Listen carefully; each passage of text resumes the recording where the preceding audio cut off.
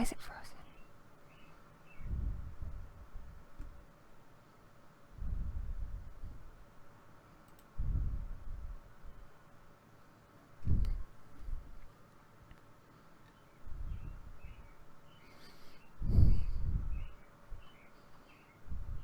I don't know why. It's frozen. So there's usually music playing.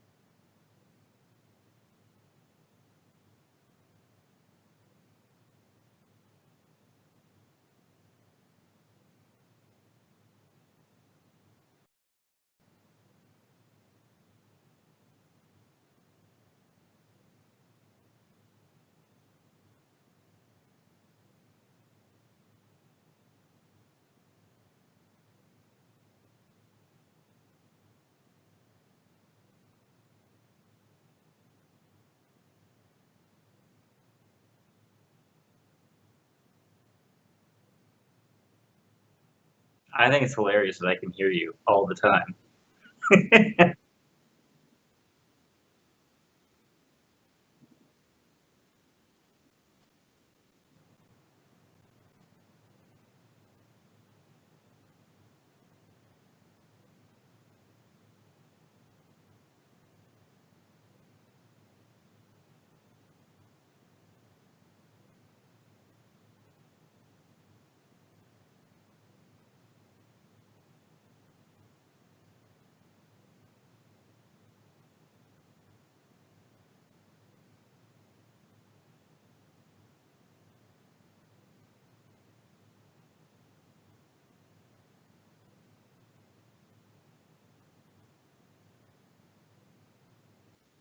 That was my technical difficulties, muting the mic.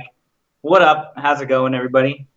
Where's John? John's not Okay, here. apparently it was muted on my end too. So you know what? I'm going to do that whole thing over again for everyone in the Goriel. Seriously, Skype updated today and it destroys my world, Skype. So I'm going to do that again. Hey, I'm your Ghoul Gory B Movie. This is Horror Addicts Live. We're going to be talking about horror versus battles like Freddy versus Jason, but some more that haven't been done before. I said that so much better the first time, you know. Anywho, Jay Bond is with me today, and we're going to break these down and tell you who we think would win. So, What's up? Jay, tell them who How's you it are going? and what you do. I'm Jay Bond from Bloodbath and Beyond, and I do horror movie reviews on our channel. But I think that nobody can hear you based on the chat. Well, okay, there's a delay, and I had the mic off because I didn't want to, because I was saying stupid stuff during the opening theme song that didn't play. So I was like, I'm going to mute myself so they can't hear me saying like, oh, nuts and balls. But it's the funniest thing. It's the best. No. I got to be like, you know, like, I got this. Word. You guys in Canada, you make a good beer. You're enjoying kokanee? I don't even drink kokanee. This was actually the first kind of beer I ever had. I remember when I graduated, my dad took me out to a restaurant, and he's like, "You're 18. You're gonna have a beer," and he got me a kokanee. It's cool. 18, which is not the legal drinking age, but my dad, like, he worked with the police department. I think he just got away with shit, or maybe I just looked older and more mature. So I don't know, but I got one. Bonus. Yeah, when I was actually legal, my first drink was a Scooby snack, which are very, very good. All right, can you guys hear me now? Yeah, they can hear me now. Yes. What's a Scooby snack? You know, I wish I could remember what was in it. It was really good. It was green color, so Sounds I know like weed. It's got like creme de menthe in it, and it's got coconut, but I know there's like milk and some other things, but it was a tasty drink. So since my son loves Scooby, when he's of legal drinking age, that's going to be his first drink. It's going to be awesome. Right on. All right. I need So- to preface this whole thing before we get going with I've been drinking a lot of the day. And I already have bad memory to begin with, so forgive me if I don't know what I'm talking about 90% of the time. Because This is gonna be great. yeah. Yeah, I think this is the kind of conversation though that it's better with a lot of beer. I know. So I'm you going can to try get and... into really passionate battles about who's gonna win, Critters versus Gremlins, and then you realize that you're just really drunk and you don't care that much. It's like, it's not even a big deal. Like, some go to college, some don't. Whatever. Oh my gosh, I just found out that was magic. We can do throw Ghoulies in there. Yeah. So that's I would love to do one that. of the things that we kind of have to ask is I was kind of thinking that with our battles, unless we say otherwise, they're going to be fully comprehensive. So if we say Jason, we're encompassing all of the Jason. So Right. that means that he can throw up and put his body in slug form. And that means he can go to space. And that just means like Yes. it's all part of his ability range. But Right. then, like we did Leprechaun, I'm already gonna say Warwick only, dude. That weird little Gollum-y. Not the no, not that weird I love goblet. how the wrestler Hornswoggle? Hornswoggle, he's bragging on the commentaries and in the special features that he's never seen a Leprechaun movie. I'm like, dude, I wouldn't brag about that yet. Fans are watching this; they're not gonna be impressed by that anecdote. That was the weirdest, like, casting for him, first of all, because, like, if you're just going to throw him in a big rubber suit, it doesn't matter. It could have been anybody. It could have been anybody. It could have been a child. Why not? I know. My kid could have done it. He would have killed that dude. We already played Leprechaun all the time anyway. Okay, So, what? you know when you play Leprechaun and one of you gets a flashlight like on Wayne's World and you put the flashlight underneath your chin and you're like, I'm the Leprechaun. And then, you know, the other one of you has to have like a gold coin and then you can keep it on your persons, but you're probably going to get it taken away from you in a tickle battle because I'm really good at tickling. Or he can hide it and then I've got to ask him riddles to figure out where he hid the coin. You guys don't play Leprechaun. Yeah, well, me and John will play it like the odd time when he comes over. Okay, because That and Nightcrawlers, we swip. Nightcrawlers. I prefer to do Nightcrawlers as an imagination game, but do you do it with blankets and such? Of course, sleeping bags. Yeah, it's an imagination game. It's all in your head. I don't need blankets. I do it Charlie Day style. Yeah, I gotta switch between beer and liquor. Is So I'm doing- is that wise? I don't know. I know there's like some like liquor before beer, you're in the clear. It's like beer I don't- before liquor, never sicker, right? But what if you go back and forth? Then it's both things. I don't know. Honestly, I They don't- cancels each other I out. don't think it's in my experience. It's never been true. I think as long as you stay hydrated and take an aspirin or drink some Gatorade before you go to bed, you're good. I can drink beer like all night and be fine and not get sick. So I don't know, but Yeah. liquor's where things get complicated, dude. Except for Pie Hole. Have you ever had Pie Hole? That stuff's amazing. No, I don't have the same liquor as you. I don't think. I don't know, dude. Canada's a weird place. It is, right? I mean, I've only been over on this side of Canada, and I understand that it's a large place, so that side of Canada is probably different. But, you know, it's cold, and there's lots of trees and animals, and it seems pretty weird. Yeah, I guess so. Oh, I actually really want to ask you a question. This is a Ghouls Night Out question, but yeah, let's throw caution to the wind. And before we get into our battles, I just have to ask you. So Okay. I like to ask people, what is the horror of their backyard? Like, if your life today was going to become a horror movie, what is the most likely scenario that would happen to you?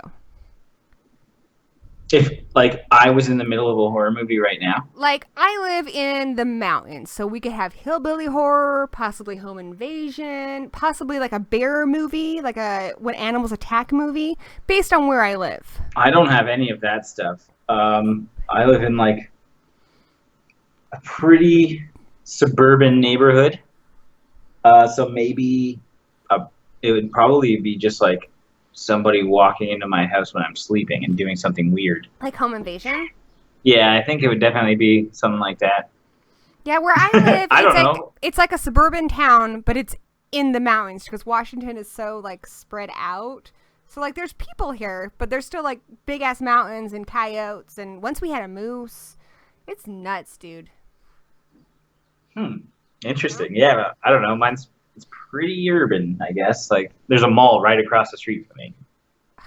Why is it I don't have, whenever like, I any talk trees to around here. people from other countries, I guess technically you're in another country, like they never live up to the stereotype. Like Emma says there's no giant spiders in Australia, and you're like there's no bears or Mounties trying to I don't even attack have you. grass. Like, there's not even grass around me. It's just a parking lot. Dude. It's just, we need more. So you couldn't even more have the spots for happening. cars. The happening wouldn't even happen. Nothing. The I don't know what was happened hilarious, here. so I'm really sad for you now. Maybe like Halloween. Like It's more urban than Halloween. maybe like Belko Experiment. I haven't seen it yet. Don't spoil I it. haven't either, but I know that it's about guys in an office building who have to kill each other like Battle Royale style, so I could be wrong because I haven't seen it, but oh well. Let's move on, shall we? So we took everything that you guys have suggested on Twitter and Facebook, and you guys have some really good suggestions. Like some of them I was like, there's very, very nice, very nice. So we wrote them all down, and we put your follow-up questions, and it's all very organized, professional-like. So let's go through them. All right. Where do you want Should we start with, like, I don't know. I think we should start with, like, a pretty basic one. You want to start with mine, the one I suggested? I suggested too. Critters versus Gremlins. Okay. And then winner takes on Ghoulies. Oh, dude. Sure. This is the best. Oh my god, I can just picture it. Okay, so let's break it down. Like, what can they do? Okay. Well, you have like Gremlins. I think they're agile as fuck. They're sneaky, and they can put on costumes and fool people, I think. Deception is one of their strongest assets. I think the Gremlins, even though they don't speak or anything, they are very intelligent. I mean, they're clever. We even have one that's, we go into the second one, who becomes, like a scientist. Right? Makes up various concoctions. And they have, like, a whole little community. Like, they know social. what the hell's going on. Yeah, and right? they know who is who. They all have identities and such, and they can be mutated different ways. Correct, yes. And all they have to do is get wet to get more. So if they need backup, I mean, like, remember at the end of the first... get a super soaker and let's go. Yeah, right? So, like you just have the and they can drive small cars. So they can drive. Like Gizmo. Right. I think it counts because originally Stripe was supposed to be Gizmo's form because Gizmo was supposed to turn into a gremlin originally, and he was Stripe, and then they thought people would be sad, which is true. I would be sad. But hypothetically, since they're kind of one and the same in like a Darth Vader, Luke Skywalker intense kind of relationship there between them, hypothetically Stripe can drive. Okay, so yes. So they're actually pretty good. Like, they probably give a lot of people a run for their money in this whole horror bracket. Okay, so then, actually, Zachary, you didn't have to tweet your answers. We were asking for suggestions for various battles. So, of course, jump on in right now. Like, if you guys have any opinions about these gremlins fighting these critters, like, I want to know in the Gory Hole chat. So, let us know. Is that what you call it? That's what they call themselves. Because originally, when I first started streaming, Jack was kind enough to, like, I'm struggling, and he comes in and, like, helps me. And then he's like, everybody come watch Gory's first stream. And they started calling themselves the Slut Pit. And I was like, well, I know you guys are the Slut Pit, but that's on Jack's channel. We're on my channel now. You know, you guys, you know, you're something else Gory here. Hole, why not? And so they're like, we're going to be the Gory Hole here. I'm like, all right, dudes. Whatever. I can go with it. Anywho, so let's see, critters. The critters have sharp teeth. Yes. Critters are able, I mean, they're from outer space. So, I mean, they're very adaptive. They can breathe in outer space. They can breathe here. And they're not experiencing anything complicated from the change in gravity. They do have bounty hunters after them. Because they're supposed to be, like, the most dangerous in the universe, according to the bounty hunter. So the Gremlins already have a leg up there. It's true. They don't have any outside enemies aside from Billy. The critters can form a giant ball of critters. Right. The Voltron of critters. No. But then again, the critters could not be stopped by Dee Wallace or Leonardo DiCaprio. So something to keep in mind. Granted, even Cujo couldn't stop Dee Wallace. She is a force to be reckoned with. But, well, I'm thinking of another battle. Can Cujo eat all of the critters? Oh, shit. I think he'd get tired because he's also sick, because he's got rabies. So I think he'd start strong, but eventually they would win because he's got rabies, so his brain's like melting. And he's like, everything's super hypersensitive to him, like sound-wise, everything's super loud, so they're going to drive him crazy. I think the critters would win. Very true. Okay. But critters versus gremlins, it's hard.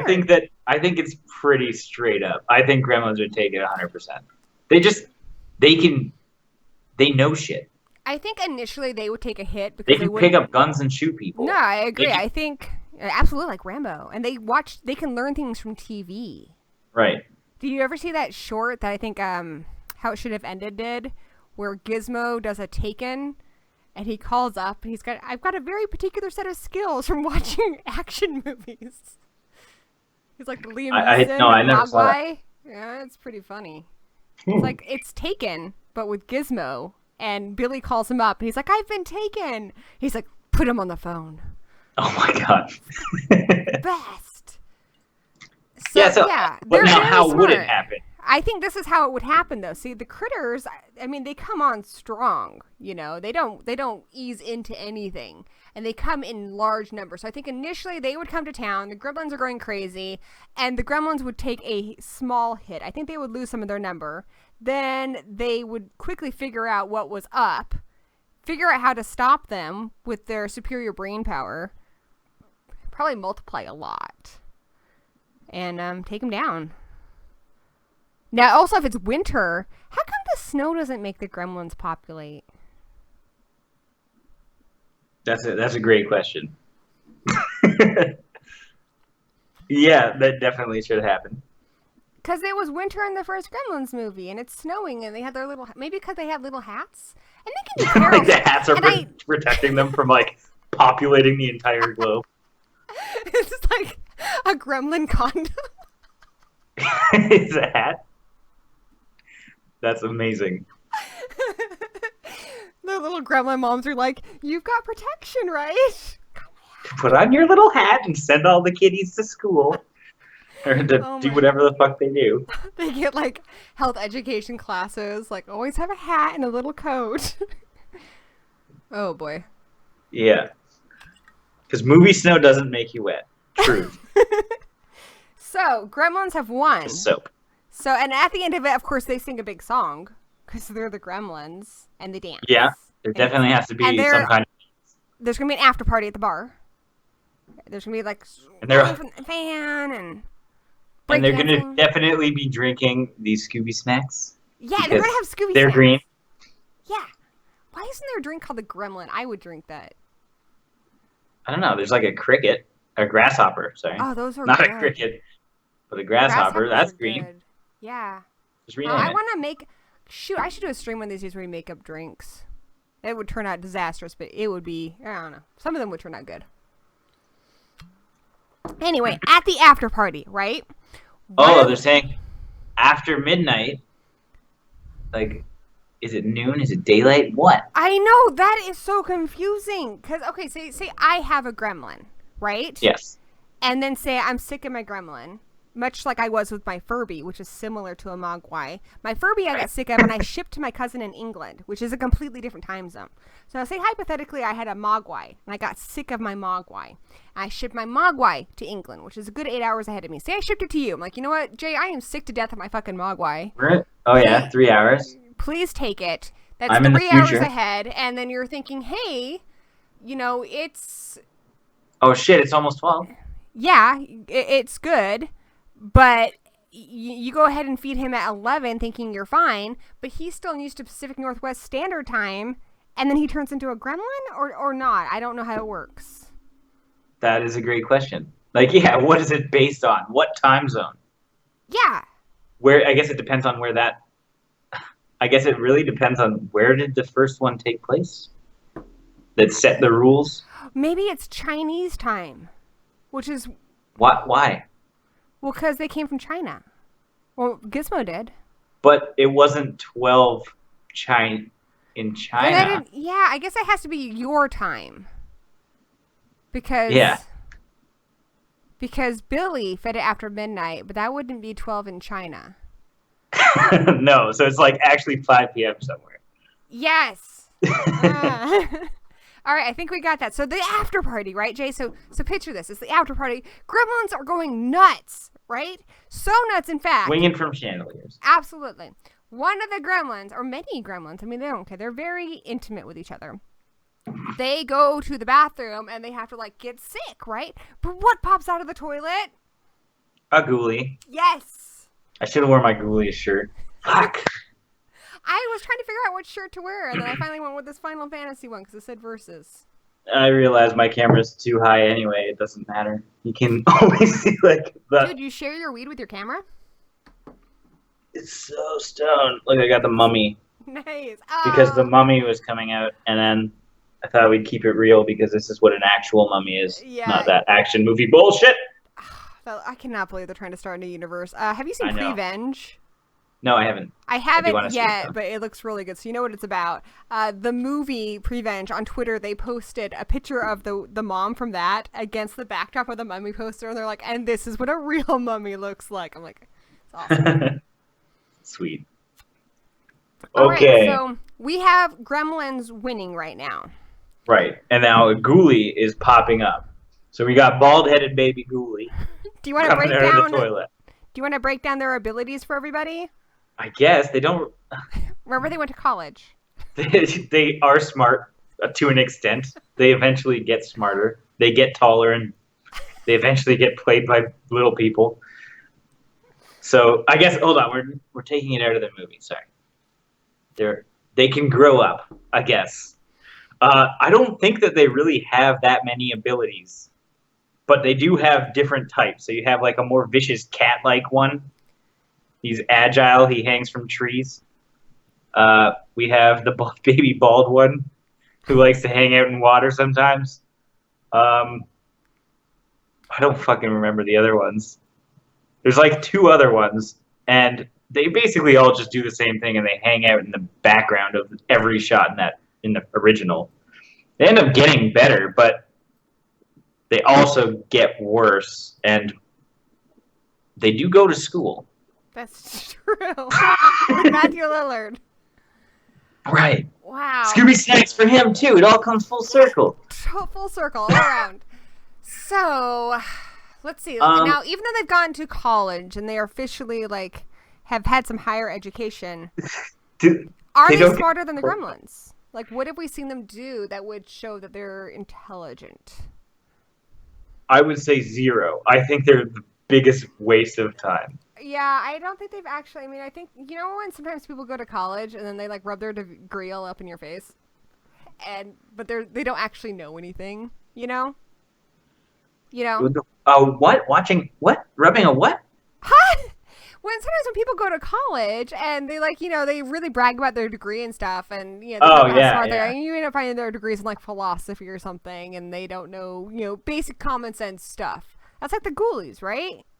Hey, Dino from Late Late Horror Show gave us a donation. With the super chat coming in hot. That's awesome. Normally I do a wave. You want to do a wave with me? I can't see you. Oh, shit. One time we also did a rap. You rap, right? I saw your rap. Yeah, I'm not going to be rapping yet. Let me get through these other drinks first. All right. We could sing him a song. This is a horror versus battle. Dino gave us money. And he's the best dude there is. He's a little honey. I don't know, dude. You know what? I don't claim to be good at making songs on the fly. But God damn it, I'll try. Speaking of rapping, though, like back in the day, I was like 21. My friend of mine who was a rapper? Kinda. I had a friend who was into it, and jokingly, because I make up songs all the time, like metal songs, country songs, like all the time. I'm singing about what I'm doing, and I was doing that, and he's like, that's great. She could be like a little rapper because she's a tiny little white girl, in pigtails. Like, that'd be hilarious to people. He's like, just curiosity-wise, if you were a rapper, what would you call yourself? And I'd be like, I'm High C, yo, because my name at the time was Haley Clayton. Okay. So you're a High C? Yeah. It was like my initials. And he's like, Not bad. Yeah, I could have been the next Eminem, dude. I will have to do a little horror collab one day, maybe. A little rap collab. That could be fun. I still have some beats from this movie that we got. That was cool. I seen some of your rap stuff on your the Pillsbury. Oh, on that. Yeah. Yeah. I used to be like into like horror rap, so I did a lot of other stuff, but I keep that name like a total secret. How much do you miss it? Like back in the 80s, remember during the 80s, you'd watch this movie and then during the credits, they'd play a rap song like out of nowhere about the movie. It's the best. It was so I cool. absolutely love that. And when they did like Leprechaun in the Hood and Leprechaun started doing a rap, like I just lost it. I'm like, this is exactly what I miss and love from the old. I missed that. I was actually really happy. I don't know if you caught Sadako versus Kayako. I did not see it. Oh, dude, you gotta check that out. It's so good. The best part, though, is during the credits, there's like a horror metal song about Sadako versus Kayako, and it's really good. Really? Yeah, I was like, awesome. Oh, this takes me back. I don't know if you should spoil this or not, but can you tell me who wins? Because this is a versus kind of thing. That's one of the things I kind of wanted to bring up. So let's go ahead and say Gremlins won with Ghoulies, because they're smarter. But yeah, Sadako versus Kayako is really, I loved the film. And I did a very in-depth review about this if you guys want all of the details. But I'm just going to sum it up for you. I really enjoyed it, but I thought the ending was dumb. And the movie is enough fun, and the characters are, I mean, it's got to be two of my favorite exorcists in this movie. They're just adorable. It's like a little blind girl and this guy he was in Battle Royale, and he's just such a total badass. And I love them. They're fantastic. Great film, but the ending is dumb. And what happens is, one, we don't see much Kayako, and I personally prefer Kayako to Sadako. I love Sadako, don't get me wrong. I think she's scarier, and she definitely has a higher body count. I think with The Ring, if you could figure out not to watch the video, you're okay. But with her, I mean, you just need to be around somebody who's been somehow affected by this curse. So you could be anywhere at any time and have this come after you, and that's really scary. It goes across countries. So in the movie, we did get very little Kayako, very little, and it's all pretty much focused on Sadako, which is disappointing. But at the end of it, we have the gal who's sort of the main protagonist, and she's standing above the well. And then you have Kayako in one corner, Sadako over here, and you're like, oh, fuck, dude, this is going to be cool. They run at each other. The gal jumps into the well. They smush into each other. And they kind of become like this big Play-Doh-y mess. Mm-hmm. It's really dumb. Do they just become like a tag team? Like they are one being? They become one being, and then at the end of it, you have basically, God, what do they call it? They gave him like a couple name, but basically it's Kayako and Sadako merged. So you don't even really get to see who would win, because I think they did a cop-out. Yeah, well, because they don't want to disappoint fans of one side and the other, right? Which is dumb. Kind of like what they did in Freddy versus Jason. It's like, we'll just leave it up to, the audience to fight over for years. I've given this thought. a lot of thought. So breaking it down, because I'm nerdy enough that I've read the Ring books, which are very good, that they go more into like Matrix-y territory when you get to like the third one. It's bizarre. Okay. But essentially what Kayako's curse, or not Kayako, what Sadako's curse is when she was killed, it was essentially this guy was going to rape her. She's at a private school. This is in Ring birthday.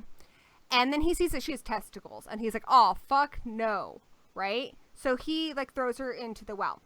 And then she's all upset, and she projects a curse essentially onto video, which kind of makes sense in the way that video is formed. I mean, I think it's still bizarre how it all works out. But essentially how the curse works according to the books is like smallpox. So within the span of maybe 7 minutes when she kills you, you're essentially dying from smallpox. We have vaccinations against smallpox. I mean, it's a mutated form of smallpox, but I think we could probably figure out a vaccination. And then she would be powerless. Also, don't watch the tape. Right. There are many ways to avoid. You can avoid her. But and your death is quick with her. I mean, she kills you quick, and she always kills people the same way. But Kayako, I mean, you never know what's gonna happen. Is Toshio gonna get you and twist off your head? Is Mao, that's the cat, or Mar, the cat, gonna get you? I don't know. Kayako gonna get you? Who knows? Anything can happen. It's probably gonna be really bloody and really cool. So, Kayako for the win. All right. Yeah, I don't know if I'm gonna read any of the books. Oh, shit. Or see it. I just told you everything you need to know. Excellent. Yeah. That's how it'll forever be in my mind. Oh, dude, our review was pretty cool, though. Like, we set it up like a wrestling match and stuff in the beginning. I don't know, it was pretty cool. Like, if you haven't seen the movie, I'll have to check it that out. I didn't see that. It was one of our better ones, I thought. Should be, because I spent a lot of time on it. Which doesn't actually always mean it's better. I actually spent a lot of time on things that turned out pretty shitty, so. But that one's good. All right. You want to hit one of yours next, or one of the ones that was suggested to us? Let's do a fun one. I suggested. Let's do Chucky versus Leprechaun. Because everybody asked me in the comments of videos, like, oh, you guys need to, like, who would win in this battle? And I'd like to just break it down here. And we were supposed to actually see that movie when they were originally talking about Freddy versus Jason. Then they were supposed to also like go into like a universe thing where we saw Leatherface versus Ash, and it's supposed to be Chucky versus, and we never got to see that. But I'd love to see, oh man, I'd like to. Can we do Ash versus Leatherface later? Yes, but I also want to do Ash versus Cherry Darling. Though that's kind of hard because they're both protagonists, but it would be interesting. Okay, fine. Yeah, fine, whatever. It's totally not interesting. Whatever. God, Corey. All right, whatever. So let's break down the Chucky versus Leprechaun. Okay. So in this corner, I don't know, pick one of them and tell them your powers. We've got Leprechaun. That's his street name. Leprechaun, I don't know his last name. Con. It's Lep. Yeah, Con. I did the Con. Okay. He is the best, pretty much. He has tons of magic. He can. Are you a Leprechaun fanboy? I've never met a Leprechaun fanboy. I am a big fan of Leprechaun, but I also think that he's like way overpowered for any of these fights. That's why I wanted. Are you gonna start playing Leprechaun now since you're a fanboy? So I taught you how to play it. No, I have to. That's really cool. Next time John's over, I'm definitely film that shit, dude, because that'd be hilarious. Who knows? Maybe it'll come out with our rap song. Alongside our rap song. Nice, an epic rap battle. So, what else can he do? So, he can basically create illusions that augment the entire situation and, show your desires and then eventually murder you with them. So, he can control, like, space and time, basically, which is a fucking huge power. Yeah, absolutely. He's been to space. And not only can he do that, but like he also has the ability to kick ass as just him. So like he can trick you into things, but himself can kick the shit out of you. As we see in like say when he goes to Vegas and he kicks the shit out of like the pawn store owner, he just like absolutely brutalizes that guy. He does a lot of shit. He does. I don't know. I think that there's a lot of things that he can do. That he can. I agree. And no, we're not including Origins. And no Origins. That was dumb. All right, so I'm going to take care of my boy Chucky, the Chuckmeister. Chuckaroni. Okay. Chuckaroni. So like Chucky was a serial killer in life and a robber, Charles Lee Ray. He was murdered, but thankfully knows voodoo, put his spirit into the doll of a doll's body. And now he's pretty much unkillable because his body can always be recreated or remade. So even when he's down, he's not down for long. He does experience pain, but not, I think, to the level that humans do. And he doesn't have a lot of our vulnerabilities. So normally it takes something pretty massive, like throwing him into a massive fan to kill him. What else? He knows how to use a voodoo doll. That was pretty much the dumbest scene in all of Chucky, but he does. And Yes. he can use voodoo to make you switch bodies and stuff. And he's Right. anatomically correct. I don't know what that has to do with anything, but it's just They could interesting. coax. If this was like some kind of who can attract the most ladies. I mean, we've got Tiffany over here, and well, I guess. Why would you make like a does get essentially fixed. Cabbage Patch doll anatomically correct? I don't know. He is though, I and don't know, he but, becomes more human the longer he's in the doll. Right. Okay. But you got to think he's still doll-sized, so it's a small wiener if he's got one. So This is very true. Very true. I love Chucky. Chucky is definitely. I've always said like when it comes to slashers, he'd be a really easy one to get around. Because I think if you were just straight up with him, and we're like, especially if you're a girl, if you're like Chucky, I will let you see my boobs, and I don't care how small your boobs are.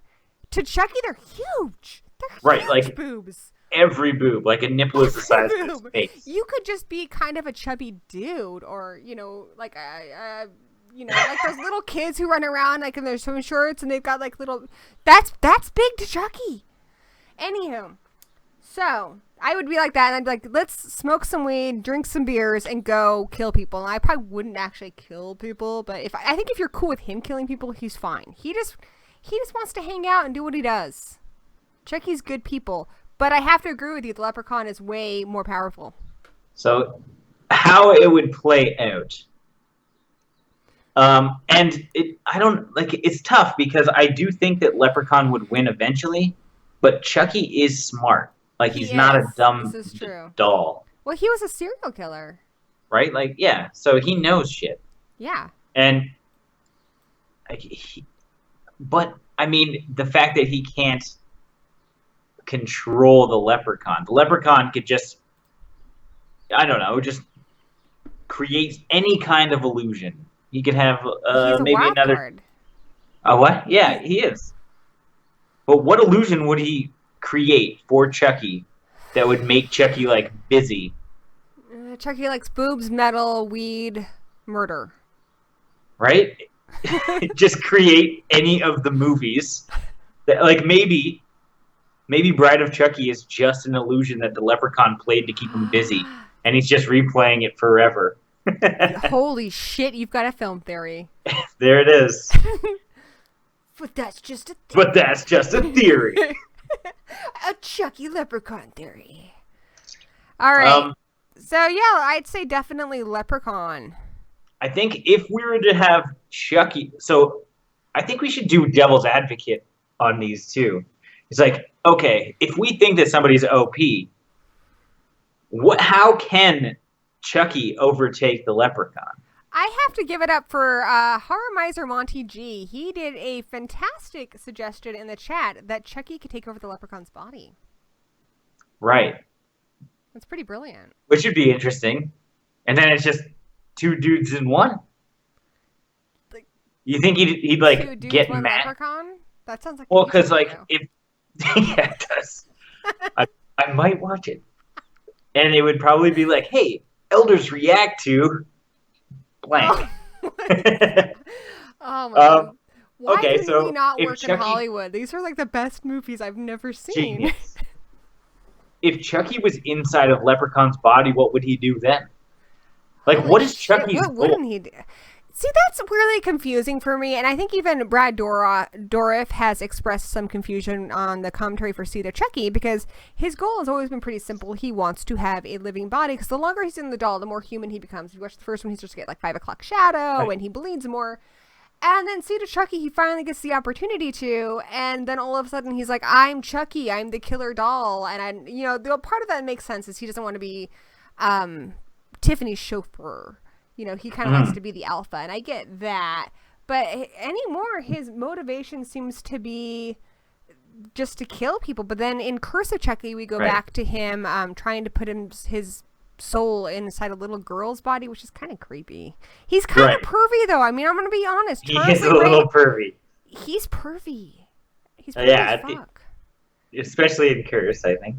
Yeah. He was like lurking on that one chick while she was changing. Yeah, and in Cult of Chucky, the next one, he's going to be messing with Nika in the mental institution. And we're gonna get Andy Barclay's gonna be back. Jennifer Tilly's gonna be back. I can't wait for J Tilla the Killer. Ooh, she is like my number one ever. Dude, you've seen Bound, right? Of course. Okay, there you go. I need the Blu-ray though. I definitely need the Blu-ray. You have to see I keep that needing in to high order definition. I know. I love Gina Gershon and Jennifer Tilly. And they're very good friends in real life. Really? So use your imagination on what they do in their free time. Fuck. I need to follow. Do they have Instagram? I never even thought to follow them on Instagram. If you watch the special, I have to say, Seed of Chucky is not my favorite. It's my least favorite. But the special features are pretty bomb on it, especially the commentaries with. Whenever Jennifer Tilly does Seed and Bride, Jennifer Tilly does the commentary with the director, and she is hilarious, and she gives so much cool information. But she talks about a lot about how she's friends with Gina Gershon, and she makes a couple jokes in there about Bound and about Gina Gershon, and how she had lunch with her like a week after she put the stuff in there, and she's like, by the way, I did this. So she's like, oh, did you? That's great. You're a bitch. But they love each other apparently, so that's cool. That's awesome. I haven't listened to the commentaries for either of those, so that's dope. Just got the Chucky Blu-ray box set not too long ago, and so I had a massive Chucky marathon, devoured all of the features. And you know what I love about Chucky is Don Mancini, in some form or another, has been involved with Chucky from the beginning. It was his original idea, and now he's directing the films, so it's been his passion project from day one. So that's pretty sweet. So it all has it's all associated with him. Yeah, he's Chucky's dad, even though Tom Holland did write the first movie. Right? I think, yeah. Yeah, that's cool. I'm gonna have to. I got the box set recently as well. I did not marathon them because I just don't. I don't know. I play too much Overwatch. I should be watching more horror movies, and I apologize for that. But I definitely will. I'll do some research on that Bound movie again. Yeah, Tilly though, she gives a great commentary. She's hilarious. So definitely, if nothing else, watch the commentaries with her. When you're doing something like working on some stuff for work or whatever, it's nice to have on in the background doing house cleaning. Yeah, that's true. That's a good idea. So Leprechaun has won, and I thought Leprechaun was in another battle. I'm kind of scrolling through the list you Wishmaster. made.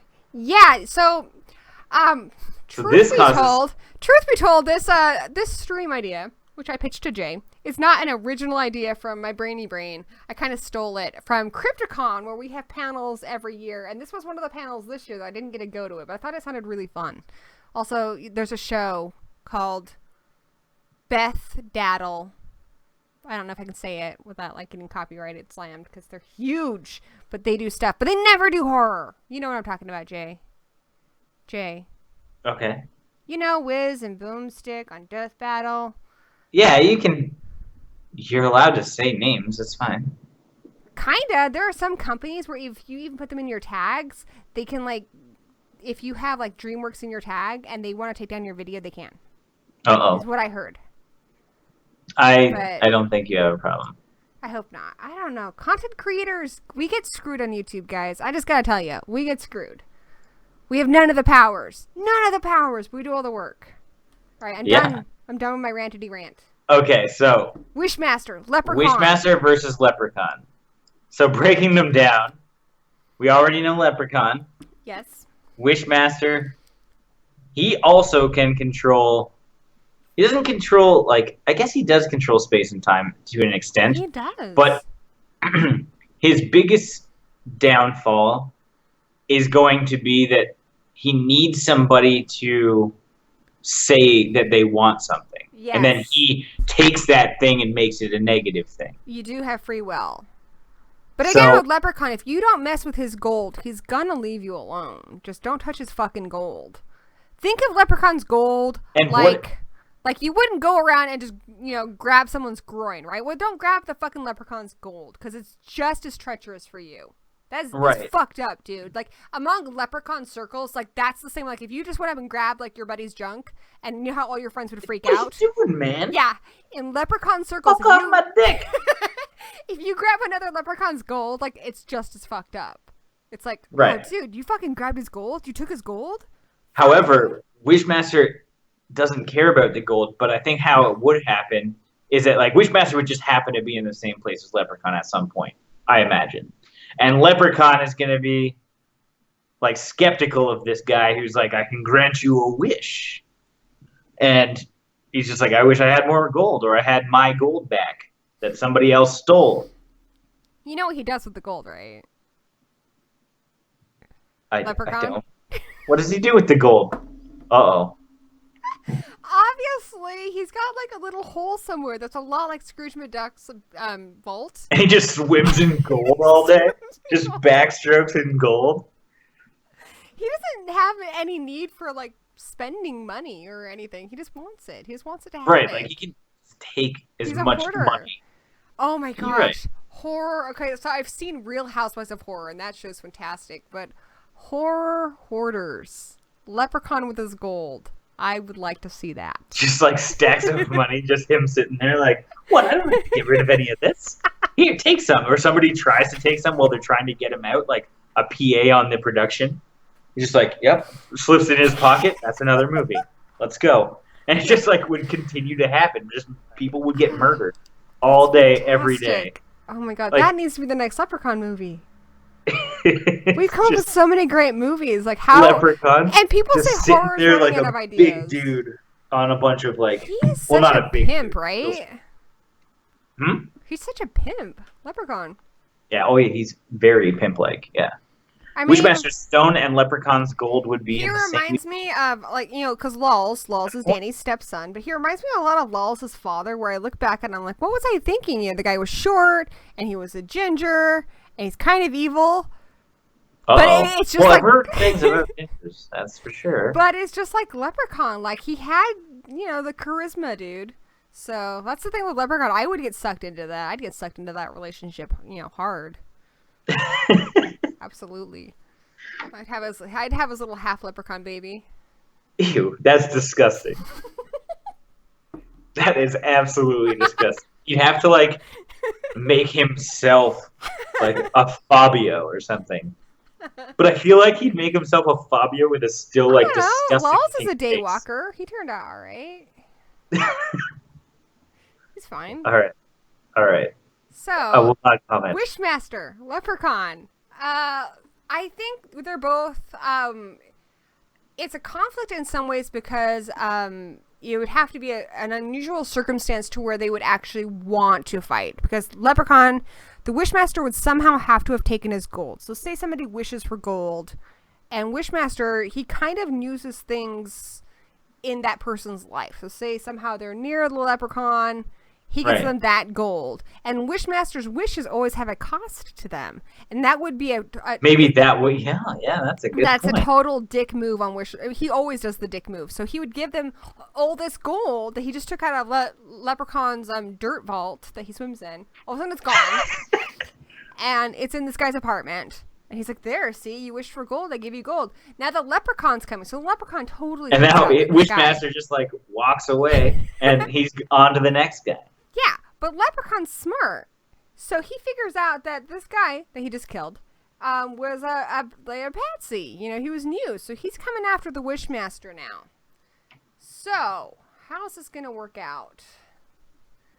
The Lep's going to come after the Wishmaster? He needs to try and find him somehow. Yeah. What's the Wishmaster like? Where does he live? Does he live in that place where Doctor Strange lives? Yeah, that's kind of how I pictured it, yeah. Like some nether realm. The nether realm. I forget, like in the end of the second one, he's in some fucking, I don't know, it looks like a living, breathing room. I don't know, I have no idea what it was. Wishmaster, dude. Yeah, everyone's talking about how Death House is going to be the Expendables of horror, but I have to say, Wishmaster is the Expendables of horror. Oh, yeah. So much going, so many cool cameos in there. For anyone who hasn't seen it recently, definitely check out the Vestron release because, like, you get all 4 movies for like $29 or $28, and it's fucking dope. The first one has like Tony Todd, Robert Englund, and Kane Hodder all in the first one. Is 3 good? I don't remember. I didn't watch 3 or 4. Here's the thing. I watched it. I was in 2. high school, and I had a fever of like crazy high, like 104 or something. Like my brain was melting. And so I don't remember anything about the movie. All I remember is all of a sudden I thought I was in war. And I was like, my leg got blown off, and I was shouting for a medic. Like, I was that delusional. Like, Medic! Yeah, I was like, medic! I need a medic! Because my leg was bleeding out, even though I'm on the couch. But I thought I was like, I don't know. It has something to do with Wishmaster, but my mom said I was really delusional, and she blamed Wishmaster. So that was like one movie I was kind of forbidden from watching for a long time. But I blame the fever.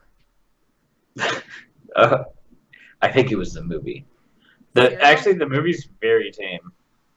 Dude. Like, I mean, there is some practical effects at the beginning, but I mean, it's not a big deal. What do you think about this? I mean, I would have to say the Leprechaun and the Djinn in Wishmaster are both opportunists, correct? Mm-hmm. Do you think it'd be one of those things where they started off fighting and they eventually joined forces? And just try and, like, utilize everything too. And what's the benefit, though? Like, what do they want? Just more Leprechaun gold? Well, Leprechaun has, like, a set amount of gold, I think. He's not looking for extra gold. But right? Like, he's always like, I want the gold that already belongs to me. But he also loves bitches, weed, and booze. So I think he'd like to have, like, a guy to pal around with, kind of. I could see them hanging out. Yeah. Oh my god. It'd be like perfect strangers. Remember, like, Balky? Oh my god, he's Leprechaun teaches him how to rap and stuff, and then you have, like, Wishmaster, and he's like, what is that little Irish jig if I'm you being doing? honest, I think that the Djinn would be Balky, only because he kind of looks like him. Yeah, absolutely Balky. In a weird but way. I bet he can dance, and then he teaches Leprechaun how to dance with rhythm, and it's like kind of like a step-up scene where they really get it down, and then Leprechaun breaks into a rap. And then his hoes come out with, like, the green eyes and stuff. And then they have their arms draped around hoes, and they're smoking weed. And they're like, what are we going to do today? It's like Cheech and Chong of horror. Hey, what do you want to do today? I don't know, coax some teenagers into doing something stupid and kill them? All right, let's go. So like any other drug dealer. Yeah. Yeah. Well, and minus the killing, add the sell them weed, and then move on. Nice. I like Maybe I just like the this ultimate movie. Drug dealers eventually. Yeah, no kidding, right? What are you guys talking about in the chat? Godzilla versus Jason? What the hell, guys? That's not even a thing. That's not a thing. Godzilla you versus guys are Jason fired. X. You're fired. Okay, You're fired. let's do that You're real quick. Cool. You're fired. Let's break this down real quick. Jason X versus Godzilla. Godzilla's massive. Godzilla's gonna step on him. Done. No, I think. Oh, here we go. This is a battle. Thank you, War Guy. All right. Fine. I think that Jason would crush Godzilla. How? He jumps in his mouth and eats him, or like cuts him up with a. Not eats him, man. This He ain't eats a him from the Sharknado inside. movie, son. I think he can get inside of Godzilla and cut him up from the inside with his fucking space machete. Especially if he's Uber. If he's Uber, maybe if he has some of those like. He's so tiny, it would be like the damage of like a tiny scar. Yeah, he's gonna be in there for years, just like sawing away through like the inside. But he's got nothing but time. It's Like gonna be he's been creepy doing like Meg on Family Guy and be like, Godzilla, can you feel me inside of you? right. Like that's basically it, right? Like he just. What else is he gonna do? He's just gonna. He could go to camps and kill people, whatever. But if he was just inside of Godzilla for however long it takes, I think that he could do it. No, And especially if he's Uber Jason. I Come on. have to agree with you on Uber Jason because I think we see Jason is a character who I feel we see a definite growth and progression with as the films go on. I mean, he starts off and he's kind of a simple mama's boy.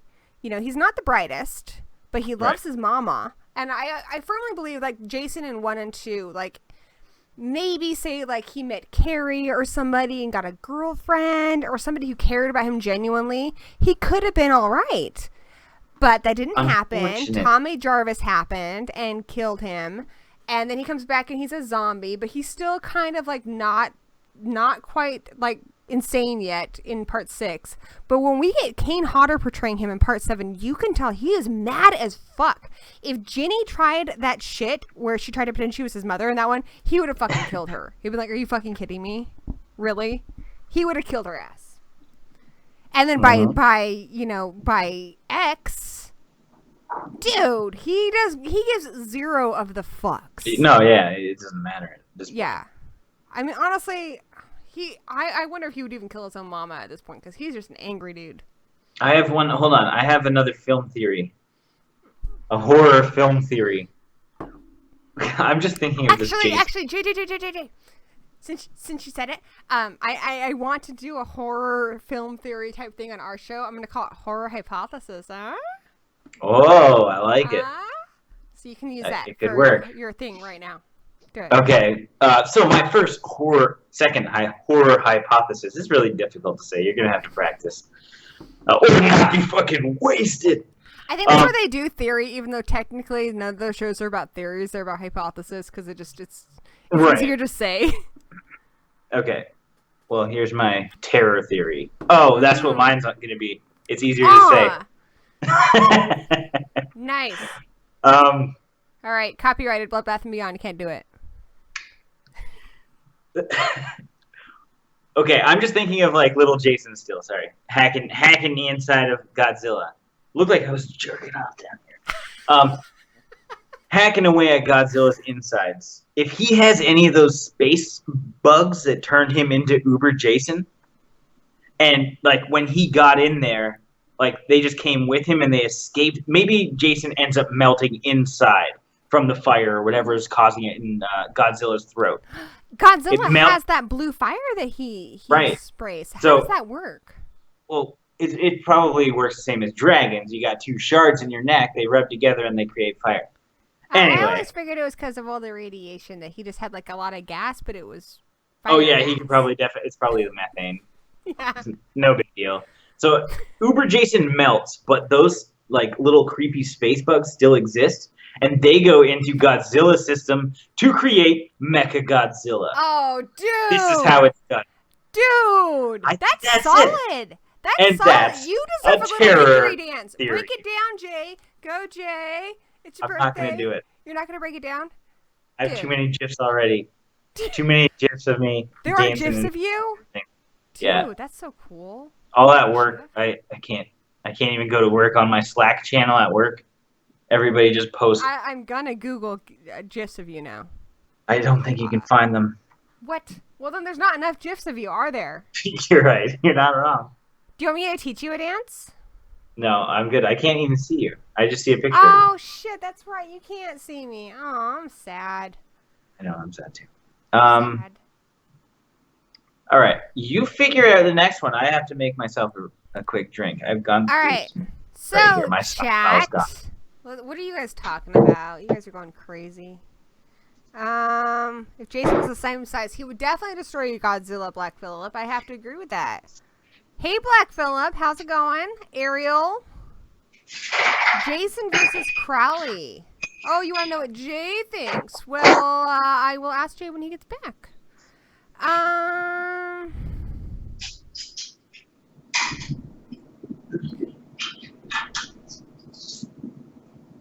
Jay did win the internet. Well done. Well done. Indeed. Let's see here. So, guys, while we're waiting for Jay, you know, if you want to share the stream on your social medias, your snapping Twitter, Facebooks, you know, make people watch it, that'd be cool. We need all the brains that we can get in here. Now that Jay is back, Zachary Haith wants to know who you think would win, Jason versus Crowley. Woo! That's a good one. Kane Hodder's actually answered this, but I'm curious to see what you think. I have not heard his answer before. Well, he told us personally because, you know, we're like buds, you know. No big MBD. Deal. I've just hung out with him like 3 times, whatever. No big deal. I think. Oh, that's so tough. Because Jason's basically he can just get killed over and over again. But Victor Crowley's so much more brutal. Like, if it was just like a physical standoff, and there was no like semi-invincibilities on Jason's part, I think that it would be Crowley. I think Crowley would manhandle him. That is what Kane Hodder said when we talked to him at the last Crypticon that we saw him at, which was last year. He said because Crowley is so unpredictable. I mean, Crowley, he's freaking like ripped a person's jaw open. I mean, he is insane. And yeah, he does some crazy shit. He's super innovative with his kills, for sure. Very innovative. Very innovative. So he gave it to Crowley. I have to agree with him. 11 versus Carrie, Jay. I think Carrie... I don't know. Okay. It depends. Because you have, like... All Carrie needs to do is, like... use her fucking rage, essentially, to... light up some egos and send them 11s away and keep her busy. Boom. There you go. Well, one of the Cook up things some egos. with Carrie can't control her power. It's all kind of unleashed because she's angry. So maybe she's so mad that 11 stole her egos. That's and a then commercial right there. And then That's she lights them up, and then 11's just sitting there eating her egos, and then Carrie comes in and just fucking, it's over. Game over. Dude, game over, man. Game over. Yeah, so I think, Crowley, how he would do it would be interesting. Because, say, we take a look at how he killed, like, R.A. In Smothered. Hatchet. Oh. Oh, yeah, I forgot that one. R.A.'s in Hatchet. When I think of R.A., I think of Death House or Smothered. Or Smothered. I just Smothered, found where out he's got the the little killer dog. in Smothered was Bria Grant. Bria Grant, yeah. Whom I usually love. I hated the killer in that one, but I was like, oh my god, I that was didn't her? love that movie. Yeah, Bria Grant, she's good. I wanted to like it. I really wanted to like it. And there are parts of it I do enjoy, but it doesn't work. Yeah, I agree. I think the comedy was a little bit off. R.A.'s character was just a little too much for me. Yeah, but I mean, I can see how people would like it. For me, it was the time jumps that were really hard to get behind. Yeah.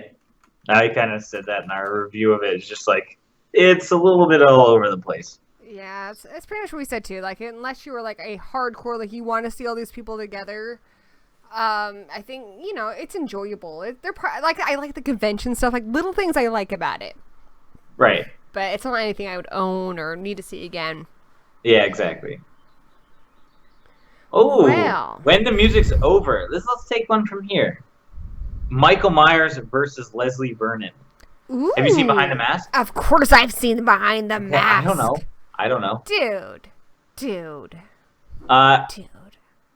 I think Leslie Vernon has... Like, people know who these characters are, and if you don't, Michael Myers is from Halloween. Do your fucking research. I think, honestly, Michael Myers, because we said earlier we're going to use their full canon. Right. I love Michael Myers in part 1. With the Curse of Thorn.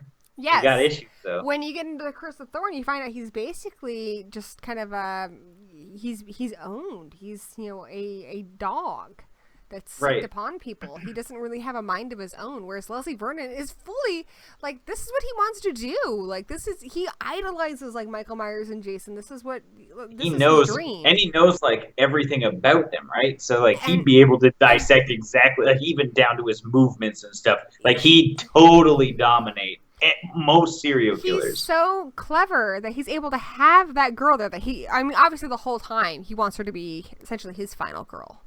Right.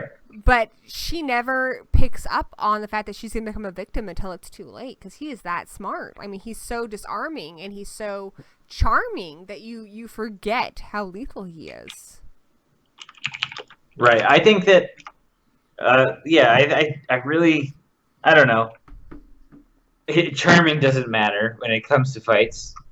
But I mean, as far as how smart he is, like how he manipulates her is an example of how intelligent he is. Whereas Michael Myers obviously isn't very intelligent because he's manipulated by the Cult of Thorn. I mean, they make him bone his niece. That's gross. If you watch the producer's cut, no, Uncle Michael. Yeah, I about yarfed. I about yarfed into many bags. Excuse me? What did you say? Yarfed? Yarfed. You're like, bleh. I've never heard of yarfed. I don't know. I probably made it up. Whatever. It's gonna catch on. Make it catch on, Jay. Who do you think looks cooler, Michael Myers or Leslie Vernon? Do you Oh, think that's Leslie Vernon looks like some kid's eraser? It's tough because there are ones where Michael looks. I as much as I don't care for the Rob Zombie ones, he looks great in those. He Yeah, looks I great in really the like first one. But what happened after part 1 is one of the production people had the mask underneath their bed for like a year, and that's why he looks so shitty in part 2. There are a few of them where he does not look his best because it's a William Shatner mask they used, and they turned it into this cool iconic mask, but then trying to recreate that in some of the subsequent films just didn't really work. So like Right. Resurrection, he looks like crap. He looks like crap in part 6. Yeah, that's true. I like the bigger mask, like not the super tight one. Mm-hmm. I like Rob Zombie's. I mean, it gets a little crazy. He did a great job with the masks. He fucked up on some things, but yeah, he did a great job in other areas. My biggest beef with that is I think Michael Myers was scary even before part 2. Before we gave him any kind of explanation or origin story, when it was just like, he's killing because he's evil. Like, that's so much scarier than he's somebody's family member. Or when Rob Zombie tried to give him mommy issues, I was like, I already have a slasher who does that. His name is Jason. Right. I don't Exactly. Michael. I was okay with that Yeah. though. Like I kind of try and separate it a bit, and like I really like Rob Zombie's aesthetics and stuff, but I was okay with seeing like a backstory. I think it kind of fizzled out eventually, but I like for the most part, because I think one, even though they gave him a backstory in 1, it was still a mystery because even he didn't seem to understand it. He didn't seem to even understand why he was driven to kill things. Like, obviously, he didn't want to upset his mom. And he did have relationships that mattered to him, like him and his baby sister and his mother. But there's a part of him that was inexplicable even to himself, where he was just fucking evil and killed people. And I thought Rob Zombie did a great job in that first one. The second one with fucking Ghost Mom and this new prettier kid, I like the kind of weird looking kid from the first one. The prettier kid sucked. I'm sorry, dude. What? What'd you call him? Are you talking about Dag? Wait, what? The kid? Okay, the kid who played Michael Myers in part 1, he's the kid Dag, from Hancock, right? And he's great. Yeah. He's fantastic. He's a very, very good actor. The kid in part 2, it's not the same kid who plays young, because you got Michael Myers, but you also have his younger self walking around. I was just saying, making like, a pouty face. Weird looking. He's a cool kid. I don't want to say weird looking, but he has a very exotic look to him. Like, he Yes, doesn't look like other people. He looks I the don't think exact he's- same now with like a nose ring, like a he's bone through his nose. He has a very exotic look to him, like one of those people where they stand out. You know, the kind of people that people use for like models and stuff because they stand out in a crowd. He has a very unique look. Right. You know, I think he was real, but I mean, his look aside, he's very talented. Yeah. And I liked him. The kid in part 2, it's like, let's get this cute little pretty kid that you would put in your serious family portrait. Fuck that kid. I don't think you can say "fuck that kid" on YouTube. I can too. If you're a mom, you can get away with it because they just think like, you know, you didn't mean it. I don't believe that. I don't know, dude. I think if you're a dude, people are a lot harder on you. But I think. Oh yeah, that's true. Like I couldn't say "fuck that kid." Absolutely they think not. I'm weird. But me, they're like, oh, she's so cute. She's a mom, and she's got cute little blue hair, and look at all the cute things in her office. She don't mean it like that. She's adorbs. They're gonna be like, that guy's pervy as fuck. He's Canadian too. Did you know that? Can confirm. Yeah. And he lives by himself in a very suburban neighborhood. Congratulations. Sounds sketchy to me. By the way, on your move. Oh, thanks. That's awesome. I was kind of concerned when YouTube was like being wonky, but things all worked out, dude. Kind of. It's like we can't film yet, which is kind of gay. It's hard moving. We had, I think you know, last year our landlord sold our place, and then we had to go in-laws for a bit, and we were completely screwed because it was like they gave us 20 days to move during the school year. I mean, it just sucked. But yeah, I mean, it worked out better, and we got our new place, which was like a much nicer place. So it worked out for the best. But well, that's good. moving is hard. I know. It's just such a pain in the ass. There's just like so many little things that you have to deal with Like that you don't think about. Remember my old set? Like back in the day when we were like super young? And like Super young. when we were like wee little babes, and You were kind of a little babe too, because you were like 5K and we were at like, I think like, I don't know, 300? I don't know. We were a little. Yeah. Back when we did like Final Girl? Yeah. And I had that one with the bookshelf. Look at my place now, dude. I can't see it. Shit. But yes. Okay, go look on the stream really quick. Go look on the stream. I know. I have the pop-out chat right now. Well, go look at it. It's cool, dude. I don't want the fucking audio to double up. You just hit the mute button, yo. Oh my god. Dude. Hold on. Yes.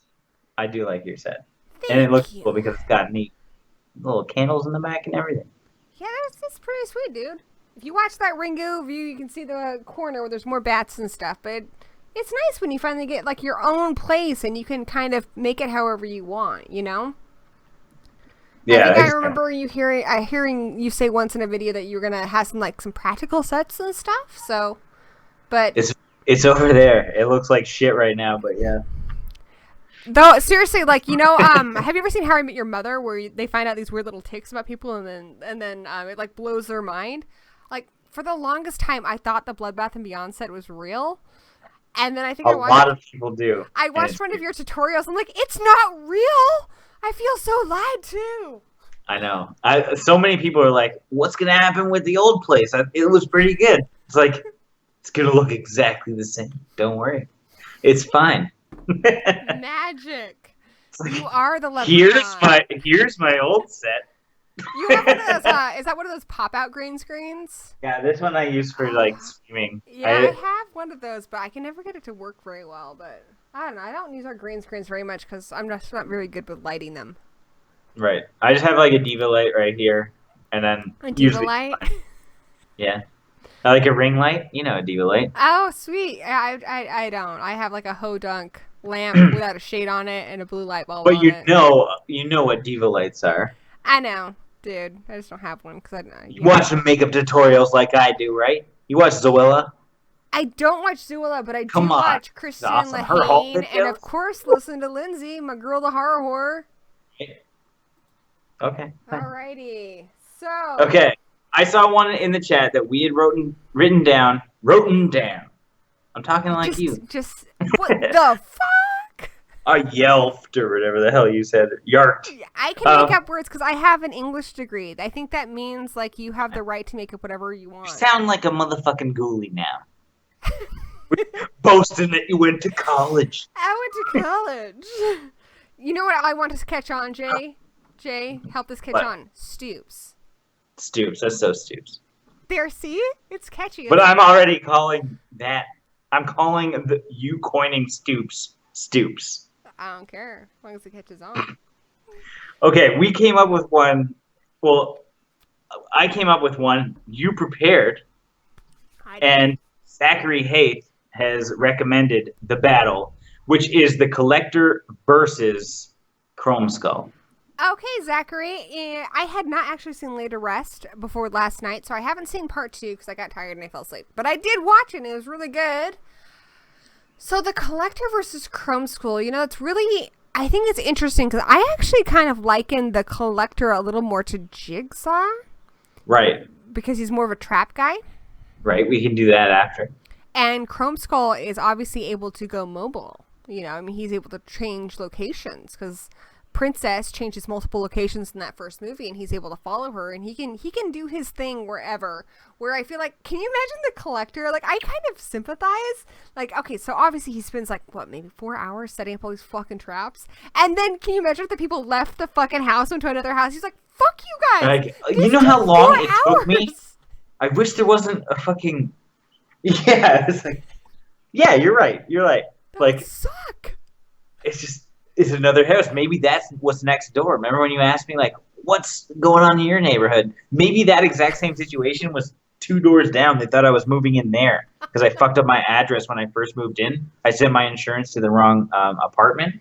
So maybe the Collector saw that. Was like, fuck yeah, Jay's coming. And he just set up over there, and I'm good over here. I'm all right. Nice. Now I'm going to be looking backwards like, you see that guy? some creepy ass dude in the background. I've had people mess with me before because there's an ongoing thing in Ghouls Night Out of Tiffany dolls moving in the background. I have a little one on my shelf over there. But it always makes you kind of look in your background. Yeah, you're going to be like, did you move? Did you move back there? They had us convinced one night, granted we were really drunk, but they had us convinced that Horror Gal's Tiffany doll was moving and winking at us. I think I actually saw that. We were really drunk, though. Like, when you start saying, we're not drunk, you're drunk. You're drunk as fuck. I feel you. I'm very drunk. But in all fairness, in that episode, that was the one where 2 seconds before the stream started, there was gunshots outside of her house, and she was hiding in her dog kennel. Oh, I think, yeah. I recall something like that. Yeah. It was a crazy night. Okay. If we're going, let's go physical standpoint. Chrome Skull. Mm-hmm. He's got a knife. Tall fella with a chrome face. That knife is pretty wicked. It's a badass knife. When I he really goes like. through Jonathan Screech or whatever his name is, his mouth like. Face? Arr! I was trying to remember the actor's name, but I can't. But that was cool. Oh, the girl's walking away and she sees that she's got intestine. Oh my god, the gore in that is so phenomenal. I know. It's a thing of beauty. I was just talking to the director about it, Robert Hall. He's awesome. Oh, He's doing the Nail Gun Massacre remake with the creator or the person who runs Texas Frightmare, which is really dope. But fuck, I think the Chrome Skull is definitely gonna kill a collector, but the collector is cool. He's pretty sly. There's like a scene in like I think the original collector where he kind of like slinks off the bed or something weird. What does he do? He's creepy. I mean, especially like his bug thing that he's got going. Because you find out he's the exterminator that was working for the family in the first one. And, I mean, I love those films. I love the way they kind of tie together. You know, how you've got Arkin put into the box at the end of the first one, then Arkin does the same thing with the Collector at the end of the second one. That was kind of beautiful. Yeah. It's a nice book ending there. I really wish they had, like, another one. Absolutely. Somebody said The Collected is what it would be. That would be cool. I would like to see that. I do think they're great films. And what's his face? I've met him, who played Arkin. He's fantastic. He's great in The Neighbor, too. He's really good. He's a great final boy. You're right. He's a fucking badass. He's like an action hero of horror. He's really cool. And a cool guy in real life, too. So there's that. But I'm going to have to give it up to Chrome Skull 1 because Chrome Skull can adapt. He can go on the move. I don't think he's as intelligent as the Collector. I mean, obviously, he's easily outsmarted by the glue thing, which I thought was very anticlimactic at the rest. I was like, really, that's it? That's how he... Okay. The glue's the best. But what I also have to say in defense of Chrome Skull is he has a whole army supporting him. I caught that because I watched the beginning of Later Rest 2. Of the second one? Yeah, you got Brian it's like a whole warehouse from 90210, and you find out that the funeral director was working with him in Later Rest 1. So he's got a massive support team, and they, from what I understand, bring him back in part 2. Correct. Yes. And Danielle Harris is also in there, and she's fucking great. She's amazing. But yeah. So there's like an army of Chrome Skulls, or essentially they have a Chrome Skull manufacturing plant. So even if one Chrome Skull dies, there will be another. Yeah, I think that definitely gives them the advantage. Yeah, but I think it would just be cool to see them together. All right, well, break it down. How does this play out, Jay? How does Chrome Skull actually kill him? The fight. Like, if we were to see this fight happen in a film, break it down, my friend. I think Chrome Skull would kind of like... He needs an objective. He's probably going to kill somebody. Okay? What is his objective anyway? I didn't gather that from Later Rest 1. Why he's so obsessed with Princess. He collects. He collects things. And people are specimen that he collects as well. Right. I don't know exactly why. But he collects like... I feel like he's... I don't know if this is actually he was a collector, but I don't know. I didn't quite get Chrome Skull's motivation. Chrome Skull's motivation? I have no idea. I don't know either. I know his name. My son was asking me about that today because we watched the trailer yesterday. I was like, "Do you think this is gonna be too scary for me, dude? I'm gonna watch this tonight." He's like, "I think you can handle it." And then today he's like, "So how'd it go?" I'm like, "It was pretty good." And then of course his first question is always, "What's his origin and what's his motivation?" I'm like, "Well, his name's Jesse and he's got a nice car." I didn't know what to do beyond that. I was like, "I don't know why he kills people. He just likes it." Yeah, It's easy to do. I don't really know that there's another motivation. To be honest, Likes dead I mean, bodies. it's probably just been a while, but maybe there is like a huge motivation. Does anybody in the chat know what the hell's going on with Chrome Skull? What his motivation is? I mean, I read the Wikipedia synopsis for part 2 because I knew I didn't have time to watch it before the stream today, but I couldn't glean any kind of motivation for him, so I was kind of curious about that. I was a little bit curious about his motivations. Right. Yeah, I think he's just like he just wants to kill. So it's going to be very tough to get Chrome Skull into the collector's situation. I feel like he's kind of like Michael Myers. Like he's kind of like a patsy of this organization that has him set up, and maybe he doesn't even know why he's killing. Yeah, that's basically what it is. And oh yeah, I forgot to say. This isn't really breaking news. I think maybe it's breaking news. No, I think it's not breaking news. There is going to be another Laid to Rest movie. A final one. Serious? Really? Yeah. That's cool. Hey, I have breaking news. I mean, other people got it, but I got it before they did. I got it like first. My cousin, Seth Sherwood, who's in town right now, he's awesome. He's the guy who wrote the new Leatherface movie. And it's finally freaking coming out in October. This October? It's really cool. Not that I would know, but I kind of do know. You know, that it's really good. Saw it. I haven't seen it, but, you know, my cousin wrote the screenplay, so do the math. But it's amazing, so I'm super stoked. I'm really excited. That is great. I'm just losing it. You know what it's about? Isn't it an origin story? Well, it is an origin story, but it's also kind of a mystery. It's set in, essentially, there's a sheriff played by Stephen Dorff, you know, the villain from Blade 1. And one of his children is somehow attacked by the Sawyers. And he says, "You take one of mine, I take all of yours." He takes and Lily Tomlin plays the mom. He takes all of her children, puts them into foster care. They're able to get most of them back, able to track them down. They cannot find the kid who eventually becomes Leatherface. They can't find him. He's lost. They're trying to find him and get him back home. Well, he's in a, home, and he's one of the girls he told me is inspired by Chop Top. Like, there's a group of kids, but you don't know actually. How is that going to work? You'll see. You don't actually know which one of these kids is going to be Leatherface. It's a group of kids in a home. They kidnap one of the nurses and they go on a road trip, right? And so all these people are after them. And you see all the horrible events that lead to one of these children, obviously one of the boys, becoming Leatherface. And his inspiration is if you watch the movies, Leatherface has no personal identity. His identity is whatever face he's wearing. So if he's wearing your boyfriend's face, he acts like your boyfriend. If he's wearing a woman's face, he acts like a woman. How does someone become like that? How does someone completely lose who they are? Yeah, that would be really cool. He shows you how that happens, and it's kind of a mystery as to which one of these kids it's going to be. But as we get closer and closer to the end, you see, by the time he finally comes home, he has become, the monster we know and love. Don't you tell me. I'm not going to tell you. I'm not, but it's going to be amazing.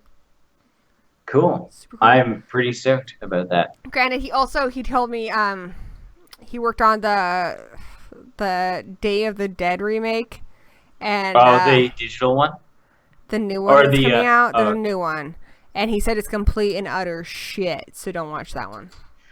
He has to work on stuff that he doesn't always like. He worked on what does he do on London Has Fallen? What does he work? What does he do? He's a screenwriter. Oh, cool. He's pretty cool, dude. Sweet. That is a good in to have. Yeah, it's cool. Anyway, mostly just because he tells me about a whole bunch of stuff he knows about before it comes out. Because he gets to see a lot of movies way before they come out. And so I knew about It Follows way before it came out. He's like, there's this movie called It Follows, and when it comes out, you need to see it. So he's good at giving me a heads up. He's pretty cool. Oh, that's good. Cool. I think if we can transition this little thing, if we were going from Leatherface, Yes, let's bring Leatherface into the battles here. So Leatherface versus Ash. We got chainsaw on chainsaw action here. Oh, that sounds so cool.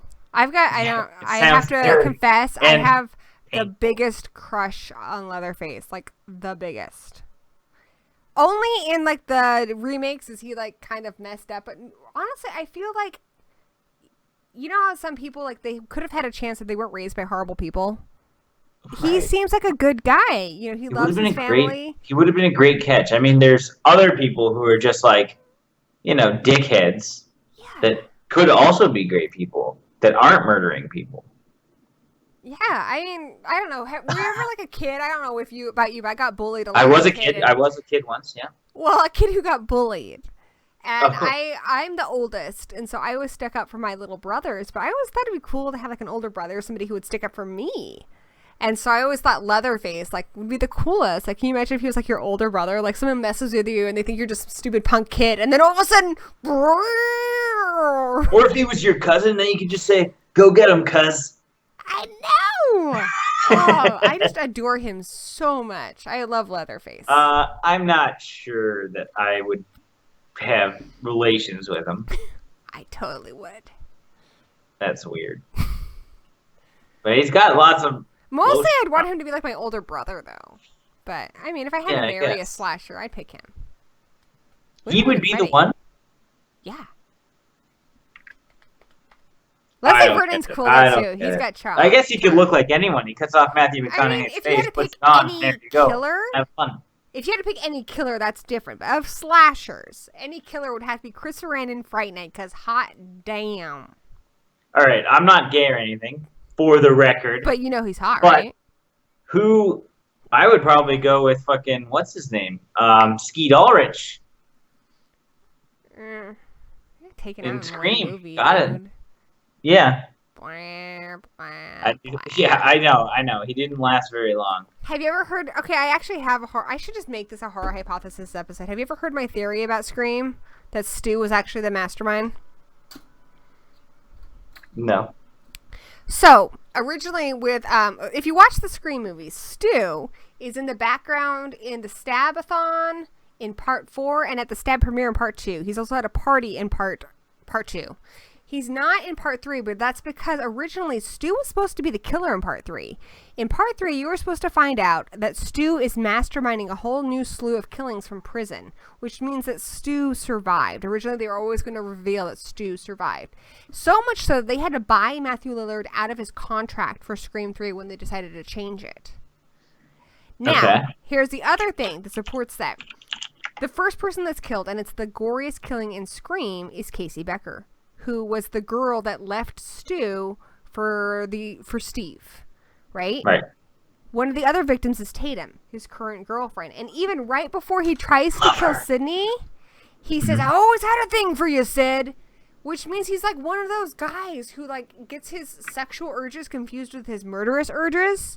And like if he likes you, he's gonna It's a problem. Yeah, it's hard. That's why I don't think that is okay. Yeah, continue. I don't think that that's exactly why you can't get with Leatherface. He's gonna get his sexual urges mixed up with his murder urges. Well, you're gonna get a chainsaw. And I have to say, my favorite of them is Texas Chainsaw Part 2, just because I think it's a great women empowerment movie. That's a whole other conversation about gender studies, but I do love that film. But there is that scene where he's kind of like rubbing the chainsaw on her leg. Like, I don't think he'd know what to do if he was given an opportunity, but he's like, "Yeah." So I totally agree with you there. I think if he was, even if he was doing his very best, he would get confused. You should do that with Andrea. I'd like to hear you guys do that. Nice.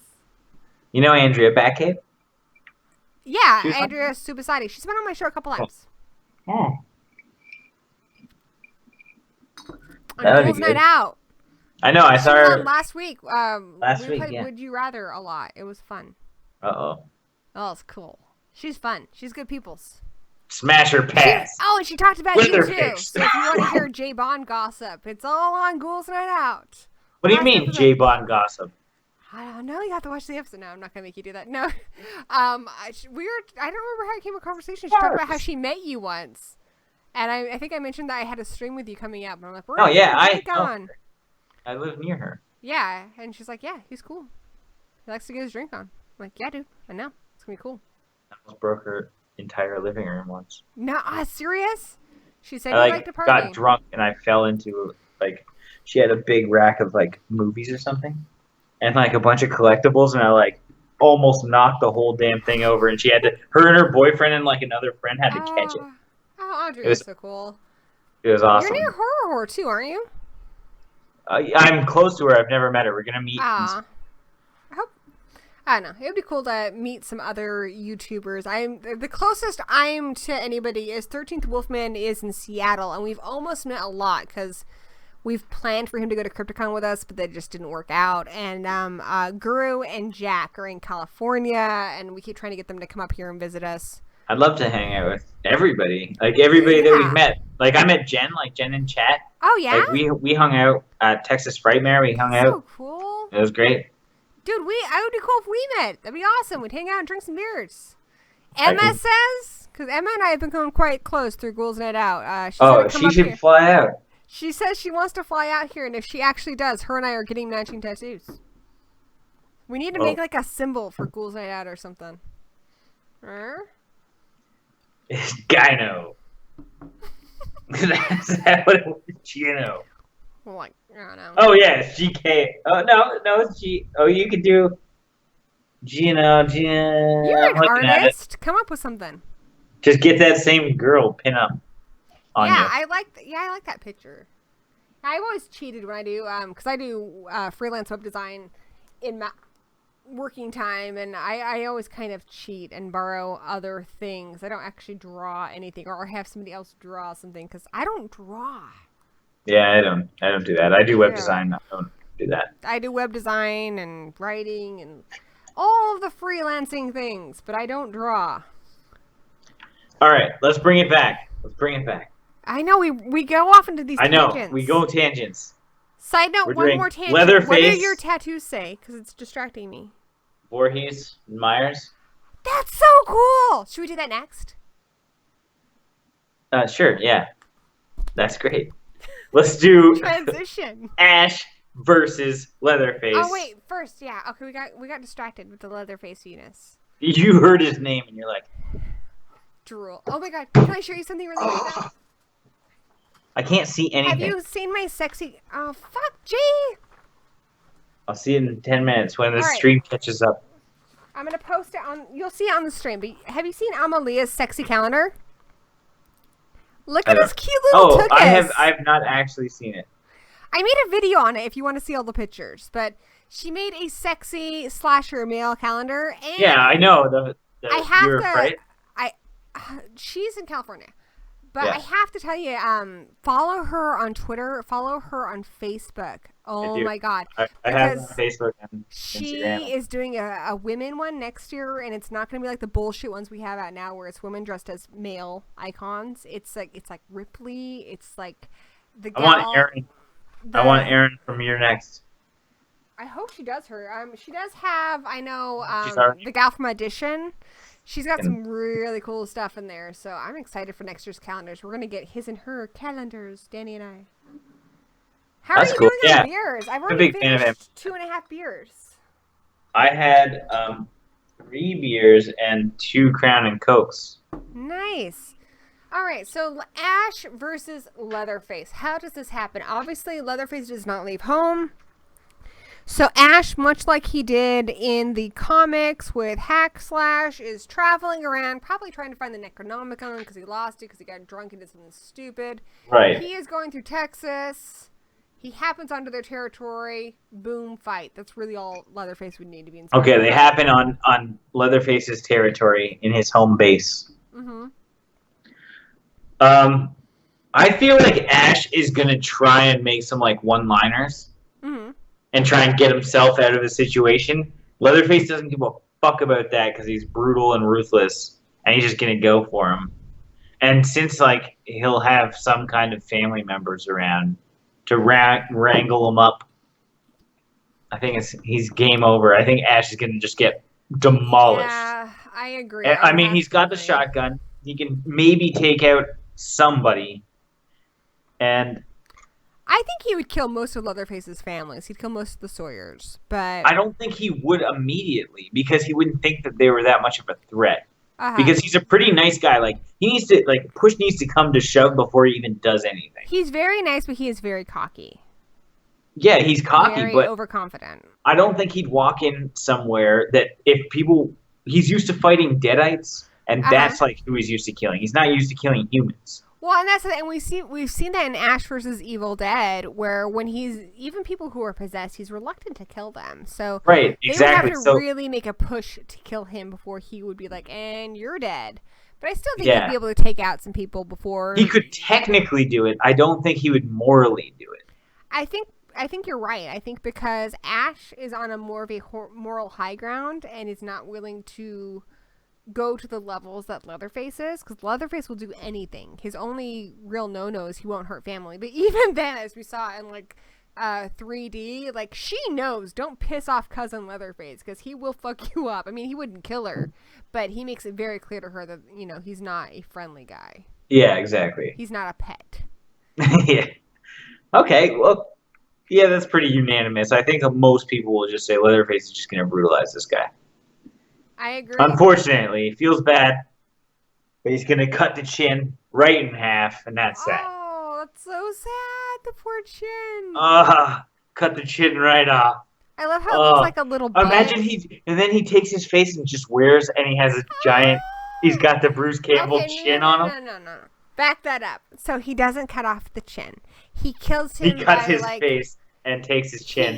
And then he also takes his hair, too. But then he takes off his face and his gorgeous hair, and he wears them. And then here's the best part, Jay. Because he takes on the personality of anyone whose face he wears, he starts acting like Bruce Campbell. And then we get a new Army of Darkness Evil Dead movie played by Leatherface wearing his face. And it's the best thing ever. Once he gets stardom and stuff, he gets a little more confidence. It would be so awkward. He's able to finally leave his family, move to the city, and he kind of starts to get some help.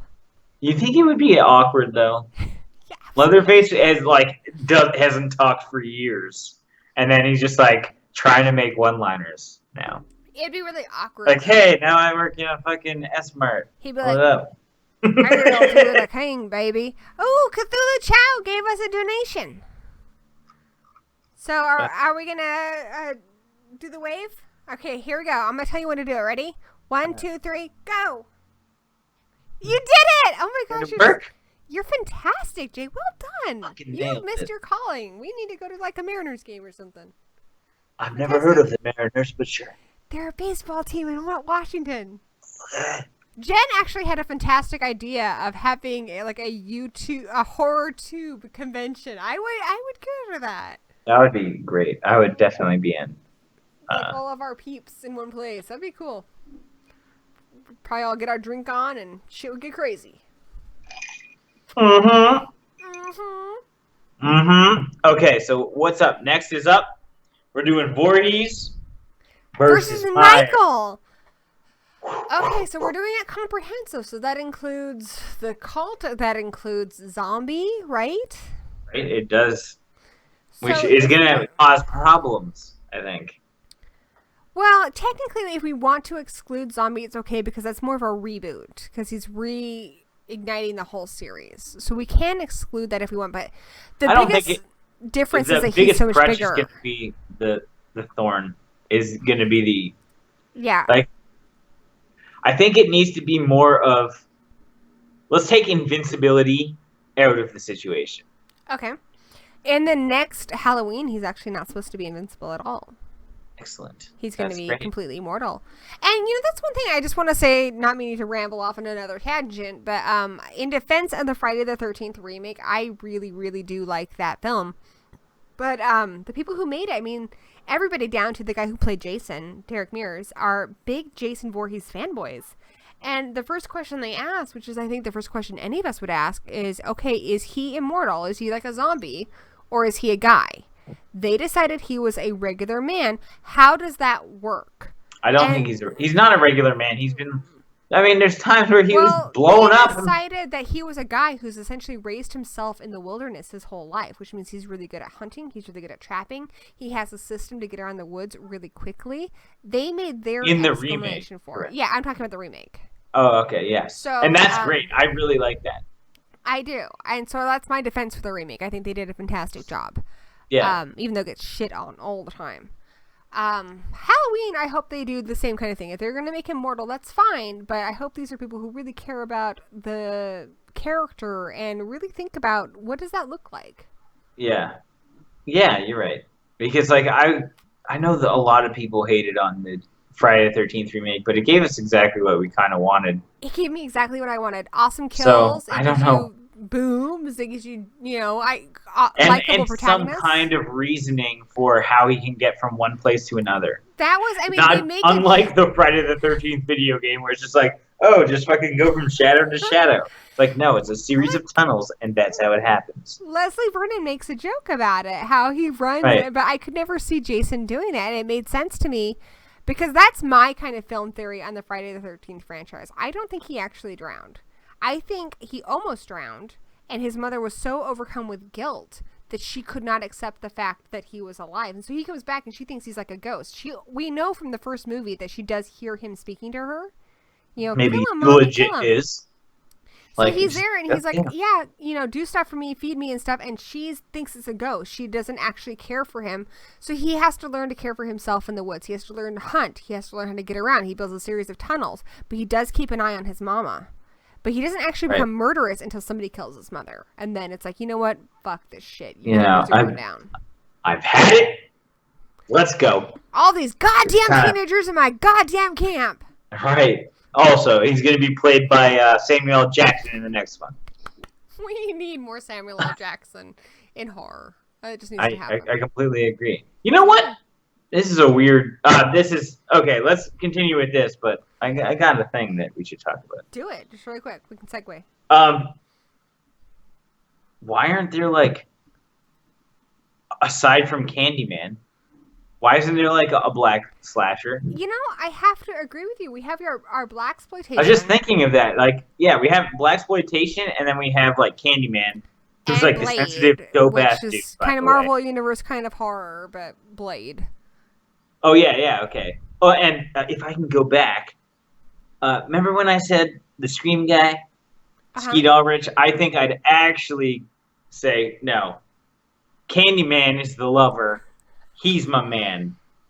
I would go definitely. I have to say, Tony Todd in that movie oozes sexuality. He is so fucking hot in that movie. I don't care if you're straight or gay or what have you. I don't care what gender you are, what your orientation is. You are freaking getting weak in the knees when he's all like, "It has always been you, Jay." Oh, my heart melts. Okay, so we have Jason Voorhees versus Michael Myers as mortals. People that can die. Okay. Well, let's look at their stalking techniques. So, yeah, okay. I have to say, Michael has been around quite a few places, and he seems to adapt well.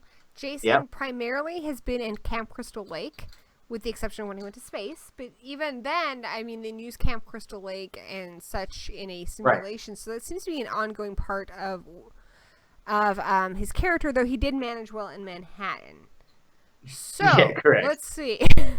When it comes to weapons, we have a variety on Jason's side. Mostly not so much butcher knife for Michael. Exactly. So we have like archery skills over here in Camp Jason. Mm-hmm. He's also strong. I mean, he can punch someone's head strong off. As fuck. Yes, he can. And he's a boxer. The reason they got Jared Padalecki for the remake is they wanted somebody who could actually be as tall as him, which is like almost 7 foot. I mean, the man is a giant. Yeah. So it's tough. I think that Jason would have an edge from a physical standpoint, though. Absolutely. Even if he was a shorter dude, I think that he's... No, Jason, I think, is taller. Than Michael Myers? I think he is, yeah. Because I Derek don't Mears think played that him, and Derek Mears is almost like, what, 6'5"? But then we can And- go to Tyler Mane, who's like That's 6'7" or true. something. And he played the tallest version of. Yeah, that was Not like 6'7", that was like the that's beefy ridiculous. version of my. Or sorry, not. I thought I said 7'7". I think Yeah. overall Jason has been bigger, like not just taller but bigger. I mean, Michael's been big in 2 movies, but overall, I don't know. I think he hasn't been as. I mean, I can't remember the name of the guy who played him in part 1, but he's kind of a scrawny guy. Yeah. Oh yeah. Like Jason is like a beefcake. That's for sure. Beefcake. He's like a guy you see on Venice Beach just with a hockey mask on. Oh yeah. Oh. Uh-oh. You're gonna see this in the future, but oh my gosh! So Lols walked in because this was like this month or whatever, or the centerfold is coming up, and he walks in and he looks at the calendar and he goes, "That's a sexy Jason." Oh yeah, I've seen the sexy Jason. If you're grabbing the Emily poster or the thing, Dude, yeah. So original Michael Myers, Tony Moran is 6 feet. Okay, fine. And if we go for the original, which would have to be part 2, right? Which is 2 guys. So who? We'll go with the child one. He's like 3'8". No, let's go with. He gets demolished immediately.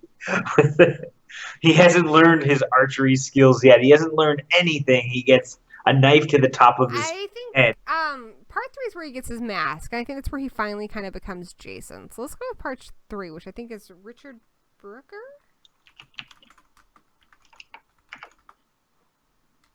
Yeah, Richard Brooker. So he's 6'3", so he is slightly bigger. Damn it. Fine. Jason won! One in the height department. And speaking of Richard Brooker, he also delights in scaring his victims in part 3, which I believe is your favorite, correct? I like 3 is great. Yes, mainly because of 3D effects. The yo-yo scene, mainly. Didn't care for the 3D, but I did like the Jason. My favorite is 7, though, which is kind of, I'm in a minority. You're the only person ever to like also 7 likes more than it. everything else. I like 7. I think the camera work is fantastic. I think the effects are fantastic. I think it is the best portrayal of Jason. I love it. Also, Carrie versus Jason, dude. I know. I know. I think 4 is probably, it's like between 3 and 4 generally. Well, I don't know how you do it on your show, because I know your show's also like a collab project like our show. When we did our ranking of the Friday the 13th films, Danny and I essentially did both of our rankings, and we had to like assign it points. So our final ranking was a combination of both of ours. But I would have put part 7 number 1 personally. But I have co-hosts. It would never be there for me. I did one on my last live stream. Somebody said like rank them all, and it was way down my list. But what if you had to combine it with like the other Bloodbath and Beyond guys? There's like I don't 4 of think you, that, right? Yeah, I don't think that it would happen ever in any situation. I don't know. 7's probably going to be probably second lowest next to 5. Are you kidding me? It's such a good movie. I think like, Jason Goes to Hell and 5 are the shittiest by far. Well, I don't disagree with you with 5. 5 sucks all the balls. I think that all the balls were gathered. They were placed in the middle of a room. 5 came along and it sucked. And then they were bundled up like critters. and the Gremlins came and drove them around because they can drive. Yes. And they took them to college and to hang out with the Ghoulies. Yeah. Well, Guru and I should start our own channel, and it's going to be called Part 7 of Friday the 13th is the Best. And that's all it's going to be. It's going to be like one video. That would be great.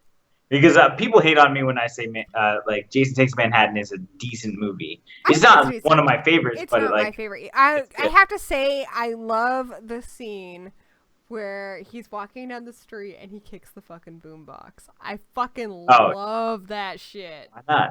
You see it. I don't like the parts where the gal gets the flashbacks of little kid Jason, who becomes progressively more and more deformed. Fair enough, yeah. That for me is what kind of kills the movie, but it's by no means the worst. I also think Jason X gets a bad rap. I love Jason X. That is my I think it's one of my favorites, to be honest. I gave that like a perfect friends 5, over for beer and pizza, it's Jason X. Oh yeah, it's great. Dude, you and me, Jason X, if we ever get to hang out. Beer and pizza. X gonna give it to you. You know? I dig it. So, back to this fight. We've established that Jason is taller. Jason is stronger. Who's smarter? Who do you think is smarter? I think Michael Myers is smarter. But however, he doesn't Michael Myers has a mission. If he has determination, it kind of supersedes a lot of things.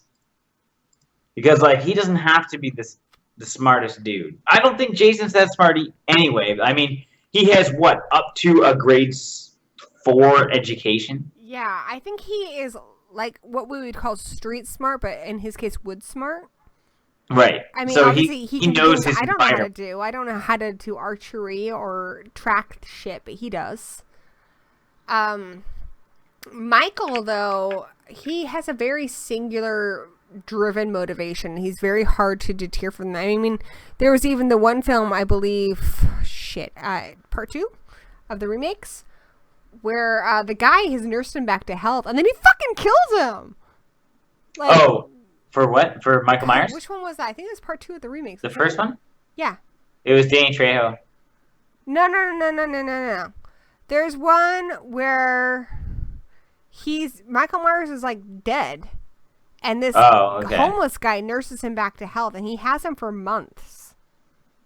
Like an unconscious Michael Myers that he takes care of, probably changes his diapers and shit. Michael Myers wakes up and kills him.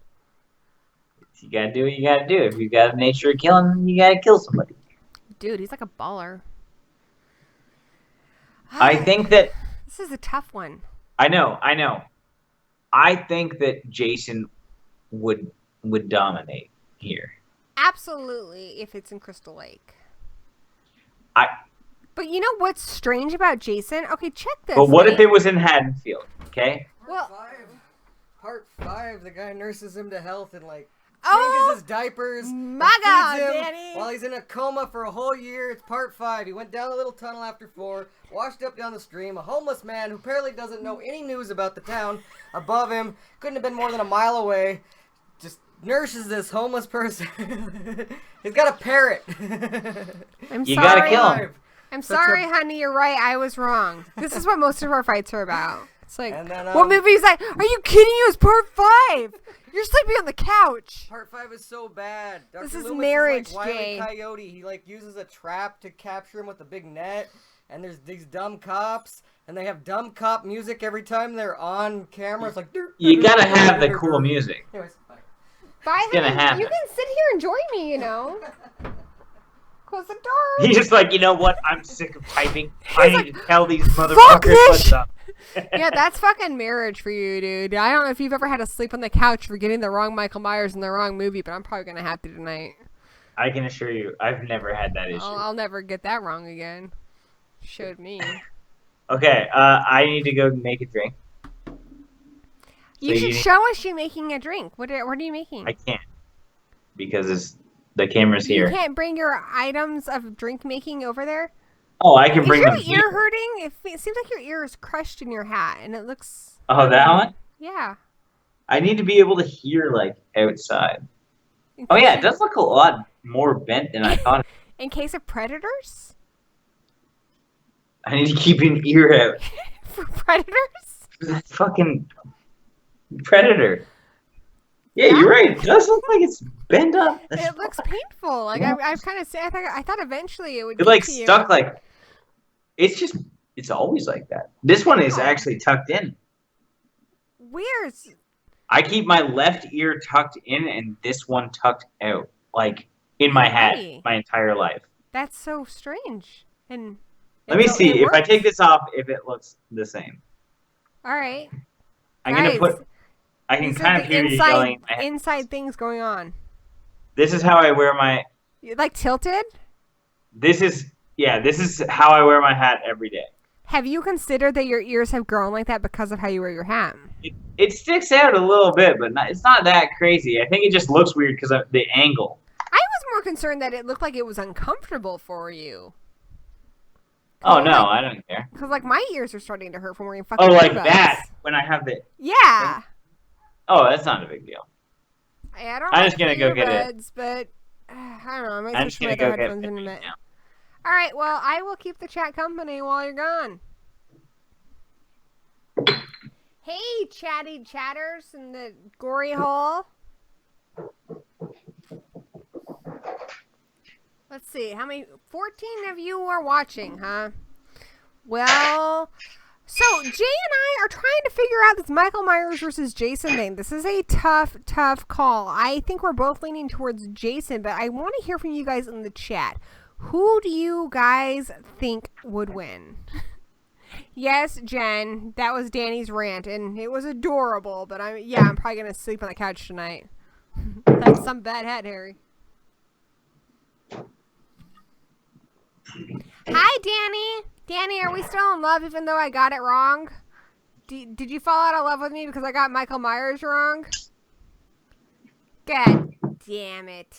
Marriage is hard, kids. That's like I gotta say to you. Marriage is hard. I gotta constantly beef up my Michael Myers and my Jason facts because you just never know. And on the same turn, like if he fucks up pretty royally on something that matters to me like Buffy, I have to say, you know, it does put a strain on the relationship.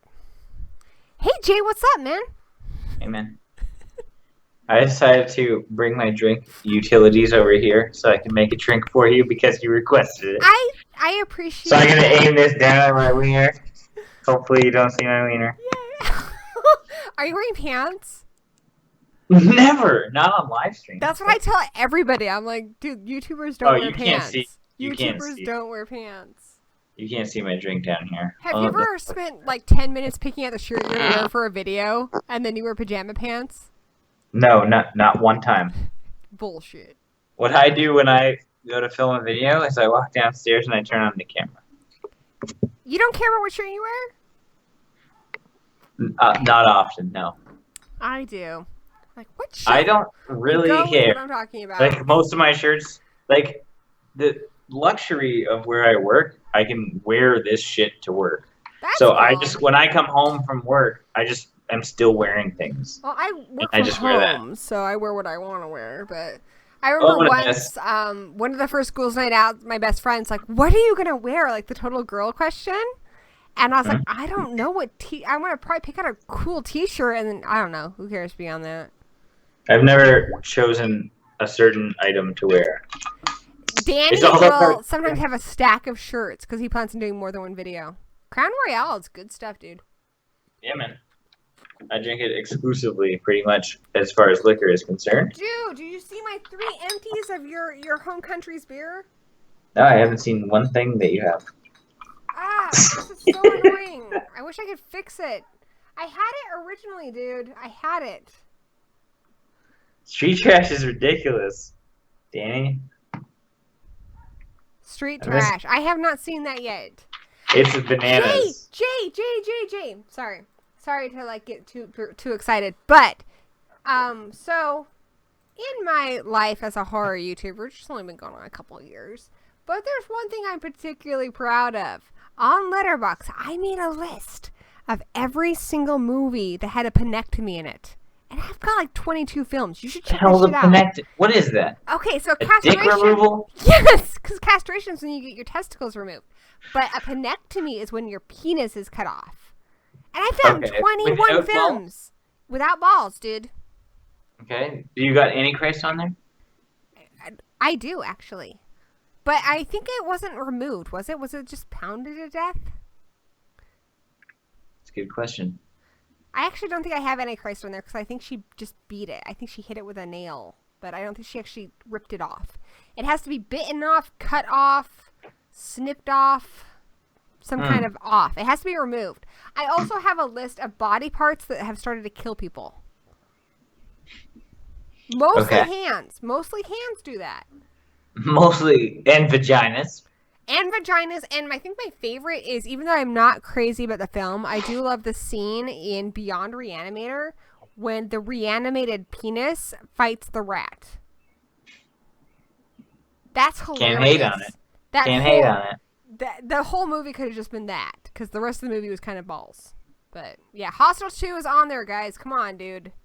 That's like Penectomy 101. Penectomy 101 is a class I'm gonna take next semester. As the young boy that I am. I told Todd Nunez, I was like, thank you for giving me like the most penectomies I've ever gotten in a movie. For Christmas. And All Through the House, yeah. Yes, I loved that. That was a fun movie. That was really fun. I think a lot of people fun throwback.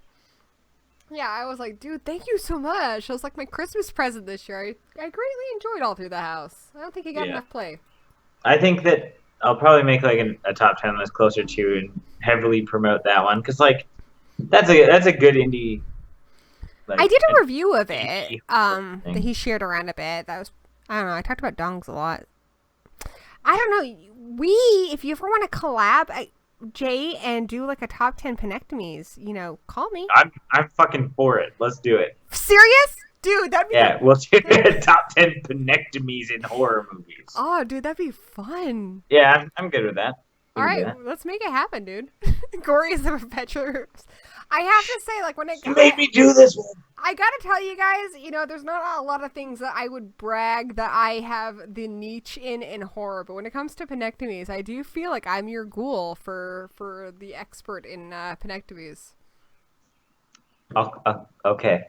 Now, so did we determine who won? I think we lean towards Jason, but it's close, right? I think it's fairly certain that Jason would win versus Myers. I think so too. There's one in the chat that was posted on Twitter by Zombie Chris that I was really excited by, and I really want to bring it up to you and see what your thoughts are on it, because I think... Am I going to know who the people are? Yes, you are. Jay, come on. You are a lexicon. Miser over here, Mr. Monty G, has recommended some shit that I'm like, I don't even know what that is. Jay... My memory is shot. I think it's one of those things, like, when Keanu Reeves is like, I know Kung Fu, I think, like you would be like that. You'd be like, holy shit, I know slasher movies. Like, I think you know more than you think you know right now because you've been drinking. We'll see. I think you're probably, like, the Neo of horror, and you know more. I don't think I am. I need to plug in and fucking re-up on that old school shit. To be honest. Nice. Well, this is the suggestion. This comes from Zombie Chris. He posted this on Twitter. All right.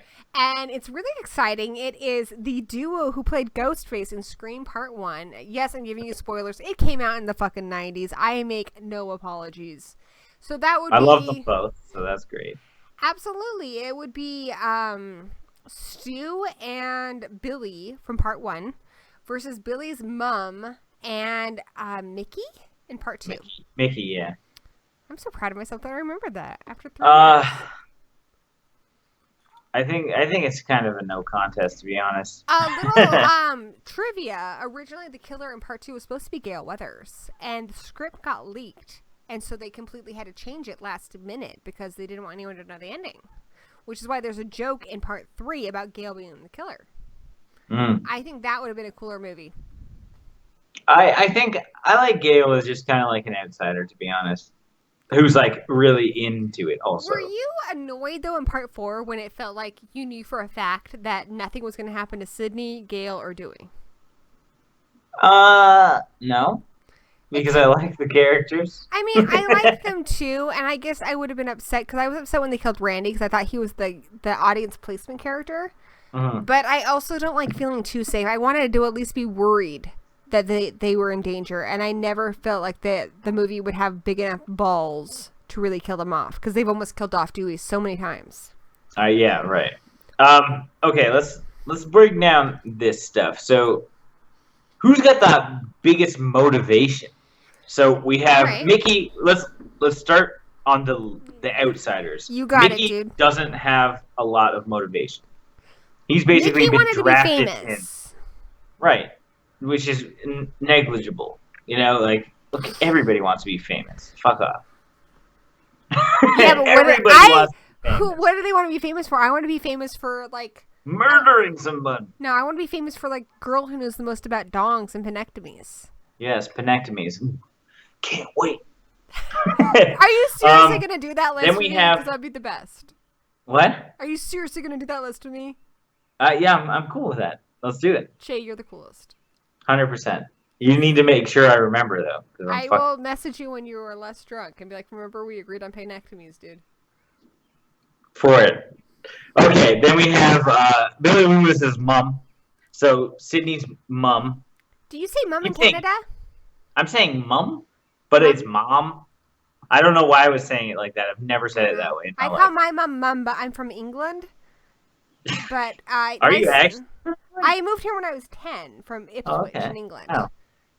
So I Crazy. worked very, very hard to. My mum, who actually is my mummy, she dressed up as a mummy on Ghouls Night Out a while ago. She was here. She talked about how Nice. she found me beneath a gooseberry bush wrapped delicately in gooseberry leaves. It's quite That's not. spiritual. Is that a true thing? I don't think so, but God knows I wouldn't question her because she's Okay. scary. She was like Fucking, wearing. She was all wrapped up in I'm talking about bandages. gooseberries. I don't know. I don't care I've what never what seen. we're Oh, found under. gooseberries! They What's a have those gooseberry? where, it's a common thing where I grew up in England, but they don't have them in the States, so I don't know if they have them in Canada. They I've look never. like little baby watermelons. Sound delicious. They are very Okay. delicious. So then we have Billy Loomis's mom. Mom. Who? Okay, Sydney's mom cheated on or had an affair with Loomis's dad. So there's lots of motivation for Absolutely. Billy Loomis's mother, probably more so than Billy, to I be agree. honest. Absolutely.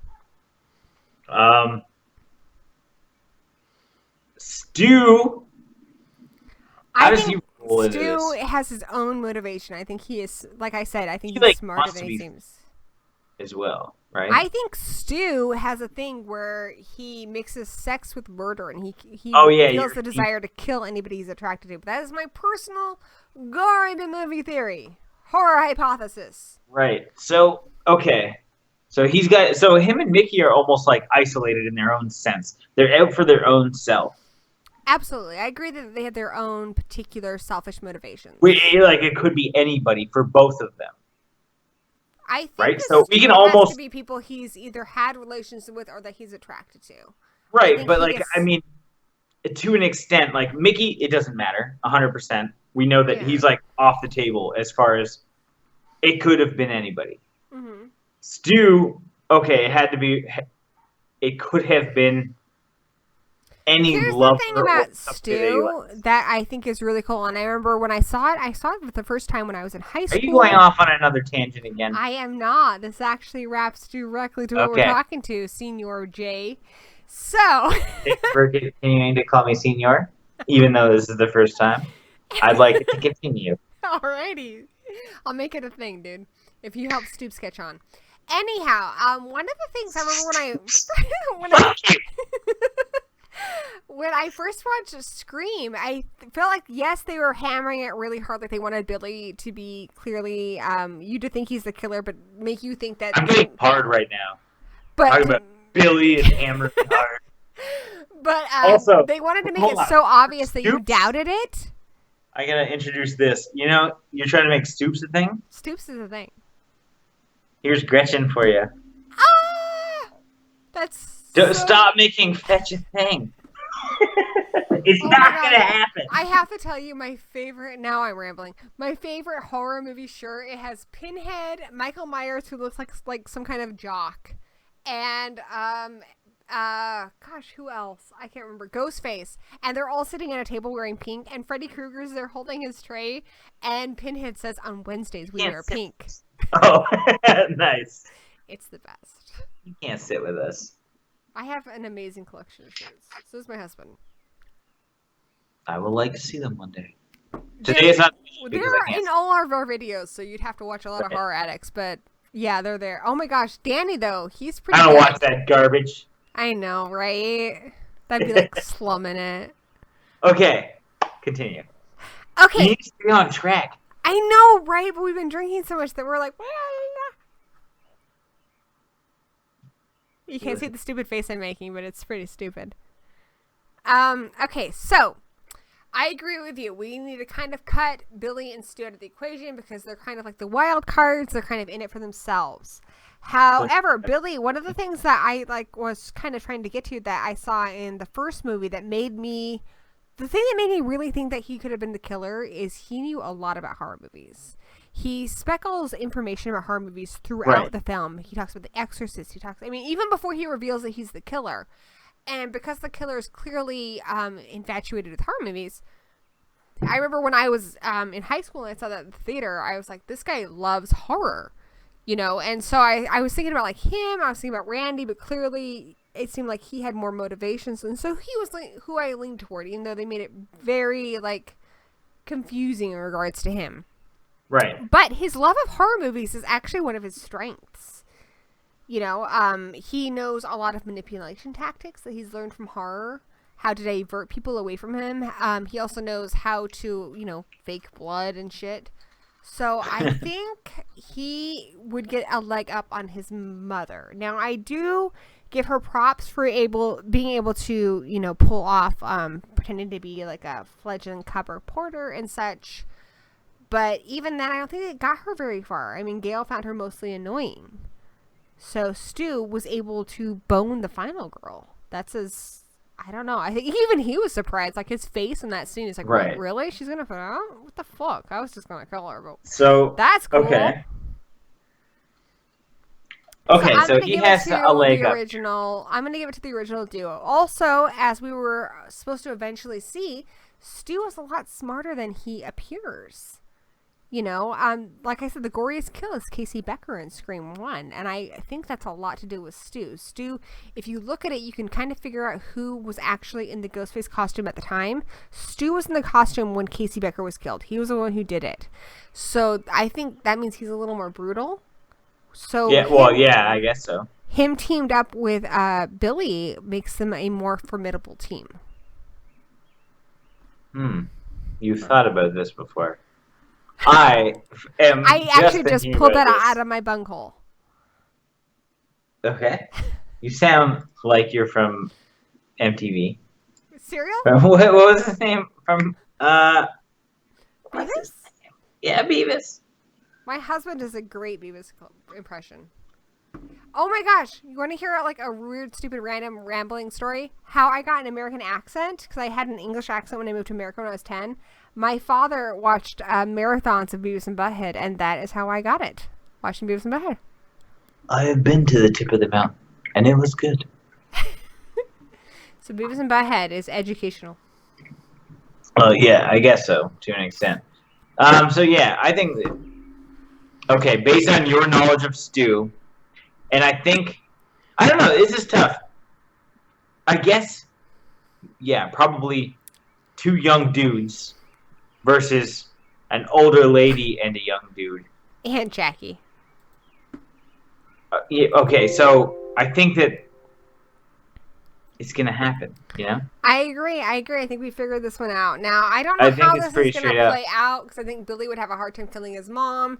This is more of a hypothetical, because obviously Billy is dead before his mom becomes a killer. So I don't know if we really need to... go deeper to that? Yeah, I think we got that. Yeah, I agree. I think that... Jay, I invite you to pick out one of the face-offs from the list I posted for us.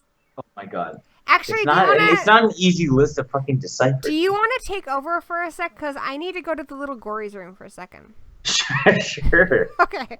Visit your gory hole. Okay, I need to figure this thing out. What do you guys want to see? I think, you know what would be interesting? I'd like to do...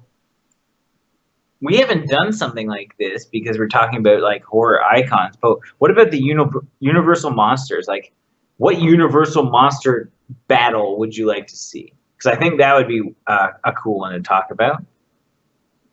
I'm sorry if I sound Canadian. It's because I'm Canadian. We do have like a ton of different things, but I think that's one that we haven't discussed, and is probably, Universal. They're trying to rebuild this whole Universal Monsters, starting with the Mummy, obviously, but they're gonna do like everything. I think Creature of the Black Lagoon or something. Versus what? Hit me up. Oh, balls. Hit us up. I was just How'd talking. it go? Dracula versus Wolfman. I'm talking about Universal Monsters because the Mummy is now out. Haven't they fought? I just did like a big massive. Oh yeah, like back in the day. Back in the day, I there's know, like a bunch of like 60s movies. Frankenstein and the Wolfman have fought. I guess the Dracula and the Wolfman. I mean, they've been in House of Frankenstein together. Right. Have you seen Monster Brawl? Yes. That's a pretty My fun husband's an indie wrestler. Dude, I've seen Monster Brawl. Oh, nice. I did not know that. I think we talked about that once, and then one of your, I can't remember his name, but the Starbucks guy? John? Yeah, John. he used to be an indie wrestler, you told me. Right, yeah, he was. In Windsor, he used to, I forget what federation he, like, did things with, but it's still pretty prominent, to be honest. That's cool. So, okay. Let's see, Dracula versus the Wolfman. I think that's kind of a no-brainer. I think Dracula would definitely be for the win because the Wolfman has no idea what he's doing. I don't think that's true. I think I would butt heads with you on this one. All right, I think Wolfman's a savage. Okay. Dracula can't seductively take him out. But he's smart. I mean, he knows what he's doing. He's a predator, whereas the Wolfman is more of like a sick man. But when he's off, he's off. So the only time that they're ever going to fight is when he's off. You know, like, it doesn't matter. Mm-hmm. It's like, they're versus, there's a problem. Dracula can turn into a wolf, for starters. I think his first mode of... A bat. He can turn into a wolf, too, if you watch Dracula in the... I can't remember the name of the director, but the 90s remake. And in the book, he turns into a wolf. The Argento version? Not Argento! That crud, dude. I can't remember his flipping name right now. But it was in the 90s, and it had Keanu Reeves in it. And it had Gary Oldman in it. And it was fantastic. And he turned into a wolf. And he's a wolf in the book. So, in this scenario, they're in the woods. And then Wolfman's like, "Roar! I'm gonna kill you because I'm the Wolfman." And then Dracula's like, "Roar! Guess what? I can turn into a wolf too, bitch." And then I was not bad. And then he turns into a wolf. Now here's the difference: the Wolfman is running on pure instinct, right? But Dracula actually knows what he's fucking doing as a wolf. So I think he's got the leg up. Francis Ford Coppola, thank you, Joseph Hall. Yo, I think the werewolf has a leg up, and he's pissing on Dracula. And all right, walk me through it, man. Walk me through it. I think Dracula would turn into a bat, and the werewolf instinctively, like the Wolfman in like wolf form, would instinctively just like grab whatever's flying near his head and eat the shit out. Why wouldn't he turn into a wolf? He's a Wolfman. Why wouldn't Dracula turn into a wolf? He does that. But he also turns into bats more often. Why wouldn't he pick the wolf? He's going against a wolf, dude. Then he would just eat his neck. I don't know. Like, all right. If the Wolfman is instinctively and inherently always a wolf, I think that he has a distinct advantage over somebody who changes into different animals. You make a good point there, because the Wolfman is a Wolfman all the time. Well, not all the time, but when he's a wolf, he is a wolf. Whereas Dracula... He's like, hey, I could be a bat, I could be a wolf. So the Wolfman is going to understand how his claws and his teeth and such work better than Dracula does. He's just a better wolf. So if it was wolf on crime, then we got Wolfman crushing. And obviously the Wolfman takes out human beings, which are more intelligent than wolves all the time. So I think you're right. I think we're going to have to go Wolfman for the win. For it. Well done. All right. All right. Let's see. What's else on our list? I forgot what you were saying on the list. I don't even know how to get to it. We just did. It's on Facebook, dude. Do you want me to send you a link? Who would win list? There it is. Okay. Did you find it? Found it. What do you want to do here? So we did that one. We did that one. Did you watch Phantasm like I told you to? No, I did not. I have. Dude. Did you know it's Double XP what? weekend? on Overwatch. What's Overwatch? It's the best video game. I haven't It's played it. It's a game that I play. I want to get Dead Until Dawn. Dead by Dawn? Yeah, I want to get that one. It comes in. Oh yeah, you're probably correct. I have a Slayway Camp. I have not played that.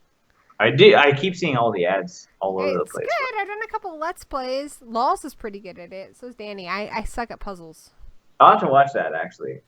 I'd like to check it out. Derek Mears. I'm excited to see Derek Mears pop up because it's kind of like they're all parodies of movies. And so I think we're on the third movie now.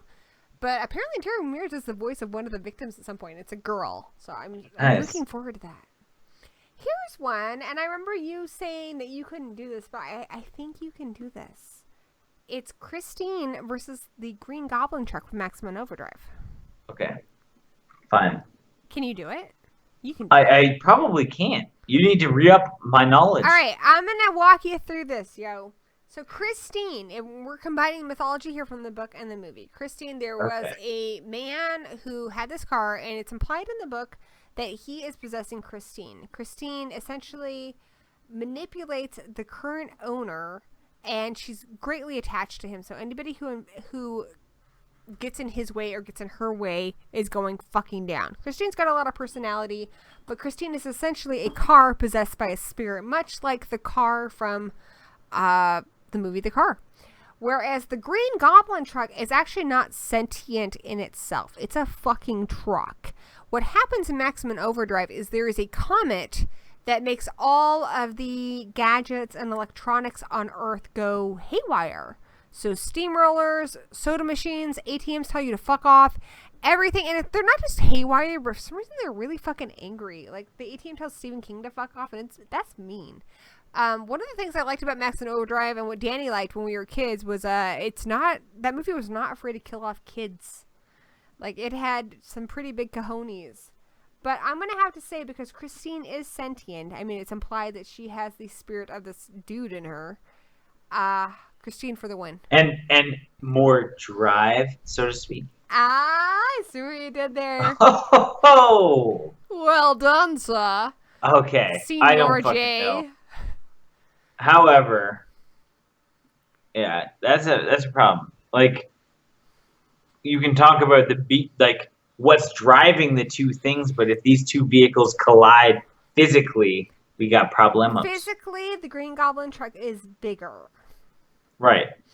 But then so that's what's up. Like, it doesn't matter like, Arnie to fall in love with it and stuff, and Arnie could go get a big monster truck. See, Macabrella. She's like, Green Goblin truck because of its size. I agree, but see, Christine is able to get Arnie to be, like, infatuated with it, and it can be like, Arnie. I don't think that's going to be a thing. Go get Gravedigger. I'm so excited because monster trucks are coming here, like, next week, so it's kind of on the Gravedigger's still a thing? Yeah, dude. I watching that Danny and I wrote in a monster truck once. Oh, Danny's here. I'm in trouble. He's got a rant. He's got a rant for us. Okay, he's here. Danny's smart because he hasn't had all the beers like you and I have had. By the way, I'm holding you to that chat. Later on, when I say, hey, Jay, we're doing a Penectomy collab, and he's like, I don't know what you're talking about. You guys back me up, okay? Don't back them up. Don't back her up. Jay, it's going to be hella fun. It's fine. I'm fine with it. Have you seen Callgirl of Cthulhu? That's the most recent Penectomy I've seen. I have not seen that one. You would be all about that fucking movie, dude. Off the big monster dick. All right, honey, what is it you have to Sounds like a spoiler to me. It sounds like the monster dick gets cut off. A head-on collision with the truck from Maximum Overdrive. It doesn't really have a name. She would be demolished in that sense, but Christine also has healing powers. That's true. Okay. The truck does not. Here we have. Sorry, baby. Though the truck is a little bit sentient. I mean, they hold humans hostage and make the humans give them gas. That's true. So they do have strategy. God, I love Maximum Overdrive so fucking much. They make humans. They know that they can't kill all the humans because the humans are the ones that give them gas. That's gas true. To live. And they have the so they car kind with of the gun. herd them in there like cattle. They're just not allowed to leave. So they are a bit sentient, but Christine has way more personality. And she can think way. Like people in the book, Christine, they'll hide in their house to get away from Christine, but she will go them up the stairs to kill people in their house. know, that's so fucking badass. She is a little more vindictive and she can plan things better. I think she would win. I think originally they would crash into each other. She would be demolished. That truck would keep going with a little bit of damage, but then she would heal and then she'd figure out a way to like set a trap. I agree with you. Well done, sir. I can't hear Jay because I don't have headphones. Why can't you hear Jay? Oh, here. I'm not talking right now. There's Jay. No. There might be a bit of feedback, but it's worth it so you can hear the senior Jay. Okay, now that's the thing. Yes. It's a thing. Though technically, if it was in Spanish, it'd be Senor Hey, because they don't pronounce J's like that. Okay. Just saying. Jen has one. I saw Herbert West versus Jeffrey from Frankenhooker. I also saw that Herbert West was mentioned by, I think it's Dr. Putrid, and he wanted to see Herbert West versus Frankenstein, which I think are all kind of in league. So, Herbert West versus Jeffrey. I'm sorry, I think it's kind of a no-brainer that's going to go to Herbert West, because Jeffrey is kind of his lovesick puppy dogness gets in the way of his common sense. I think so. He's brilliant, but his boner and his heart... Sometimes boners get in the way of things. They do. Especially fear. Oh, I couldn't get closer to them. Sorry. So, I think he is easily put off track, whereas Herbert West is such a cool character because his one-track mind is science all the fucking time. Women, nothing else puts him off track. Yeah, I completely agree, and I think it's going to be unanimous on that front. I agree. Hey, Zach versus Blue Ray Mountain and Drake from DR86 Horror Zone. Thanks for joining us. What up, gang? What up, gang? Jay, you're the best. Like, after a few of those Crown Royals, dude. I swear to God. I think Drake is currently dressed as Herbert West. He just got back from convention. He has pictures of himself dressed that way. Jay's a fun tipsy person. I don't think he's drunk, but he's tipsy and he's pretty fun. We're drinking. And now he's giving us funny looks. He wants to be called Senior J. Did he compliment your? I don't want to be called Senior J. Oh, did I? Yeah, you. I might have said that. He doesn't think Kokanee is very good. He thinks Kokanee is I think Kokanee is like their Pabst Blue Ribbon. I think it's pretty. No, I like Pabst, but I think it is definitely near that tier. I think it's above Pabst, but like not quite what our like premium stuff is. But like you can't watch like Blue Velvet and not drink Pabst Blue Ribbon. Yes. Like fuck that Heineken shit. I don't know what you're talking about. Have you ever seen Blue Velvet? Where I don't think I have. No. Oh, Dennis Hopper, where he's like, "Baby wants to fuck." It's so fucking creepy. Huffing nitrous. He's got a woman like held hostage. She sings Blue Velvet at the hotel that like the little like lobby. This sounds amazing. He's like a gang member and he's like got her husband captured and she's gotta like fuck him so she doesn't kill his husband. And this high school. Yeah, do what you gotta do. This high school student kind of like stumbles in on this, and even though he's got a girlfriend, he's trying to help her get her husband back. It's really weird. But when he's like visiting and he's trying to help, Dennis Hopper catches him, and he's like, "Oh!" And then him and his gang got the guy, and they're like, "Oh!" She's like, "Don't hurt him." Wait, are you spoiling the whole movie? Yeah, don't spoil it. This is like beginning of the second act. They got him, and they're like, "So what are you gonna drink?" Half the movie. Yeah, we're gonna go drinking. What do you drink? And he's like, I like Heineken. They go, oh, Dennis Hopper leans over and says, "Oh, you like Heineken? Fuck Heineken. We're drinking Pabst Blue Ribbon." Really? Yeah, I'm not gonna spoil it. Like the premium stuff. The first time I saw that was in a film class in college, and it was incredibly awkward to sit at a desk and see Dennis Hopper go, "Baby wants to fuck." Fucking awkward. He's huffing nitrous. Awesome. It's that whole thing, like even Stewie from Family Guy's like, "Don't you look at me." That's the part from Dennis Hopper in that movie. Oh, okay. Yeah. Don't you look at me. There you go, Jay. Now you know. And that was half the battle. The other half is the lasers, mostly. Which he filmed that like just a month before he filmed the Texas Chainsaw Massacre Part 2. So when I asked Bill Moseley and about that, I asked him if they got any Dennis Hopper shenanigans, and they're like, well, he was kind of distant, but he was a little off. So we just finished Christine versus the Green Goblin truck, and I think you did a pretty good job of putting a nail in that one. There's one that was suggested to us by Dr. Putrid that I think was really good. Wait, did we finish the Herbert West? I think he would crush it. Yeah. So I want to see what you would think of Dr. Putrid suggested Norman Bates versus Patrick Bateman, who is so much inspired by Norman Bates. I mean, he's even kind of named after him. So I think that's a good one. So thank you, Dr. Putrid, for that one. That's tough because it's more of like Patrick Bateman's stronger, but like it's not even a physical thing at this point. Yeah. Like they can both kill each other, like physically, no problem. It's that like who is more likely to kill? I would give it to kind of Norman Bates because when he's killing, Mom's in control, and she's very decisive what she's doing. Patrick Bateman, sometimes He's he a is, wild but card. sometimes he's just freaking out. Like, I And don't he know. doesn't know what's real or what's not. I mean, that's especially in the book. That's a big part of the book is you don't know if anyone actually was killed in the book. Even Right. in the movie, they kind of leave that as like, was it the drawings that It's is pretty like, open-ended. Yeah, it's kind of open to is society so superficial that they just don't fucking notice or care, or is he so fucking crazy? Like, you're kind of at a draw. And I think in the movie it's a little more clear, but in the book it's definitely like, I don't fucking know. And I might lean toward from like from a me standpoint looking in on this, I would like to think it's Patrick Bateman. Because then like I'm also just like never mind, I'm all fucked up. He's a little more violent, I would say. I think that it's just because in the grand scheme of things, he is also going to think that he won no matter what, even if he was in a battle of some sort. I think Patrick, one, has the confidence. He also he's ripped. I mean, let's be honest here. Whereas Norman, on his best day, is a skinny white dude. On his worst we're day, taking is an old taking lady. that out of context. We're taking But, that I out mean, of the situation. mentally, he thinks he's an old woman. Not all Right. the time, though. She takes over. It's like almost they have Yeah, a split personality. But like in the movie she's still Split. an old woman. The bigger question is, if Patrick... Oh, I'm not going to go here.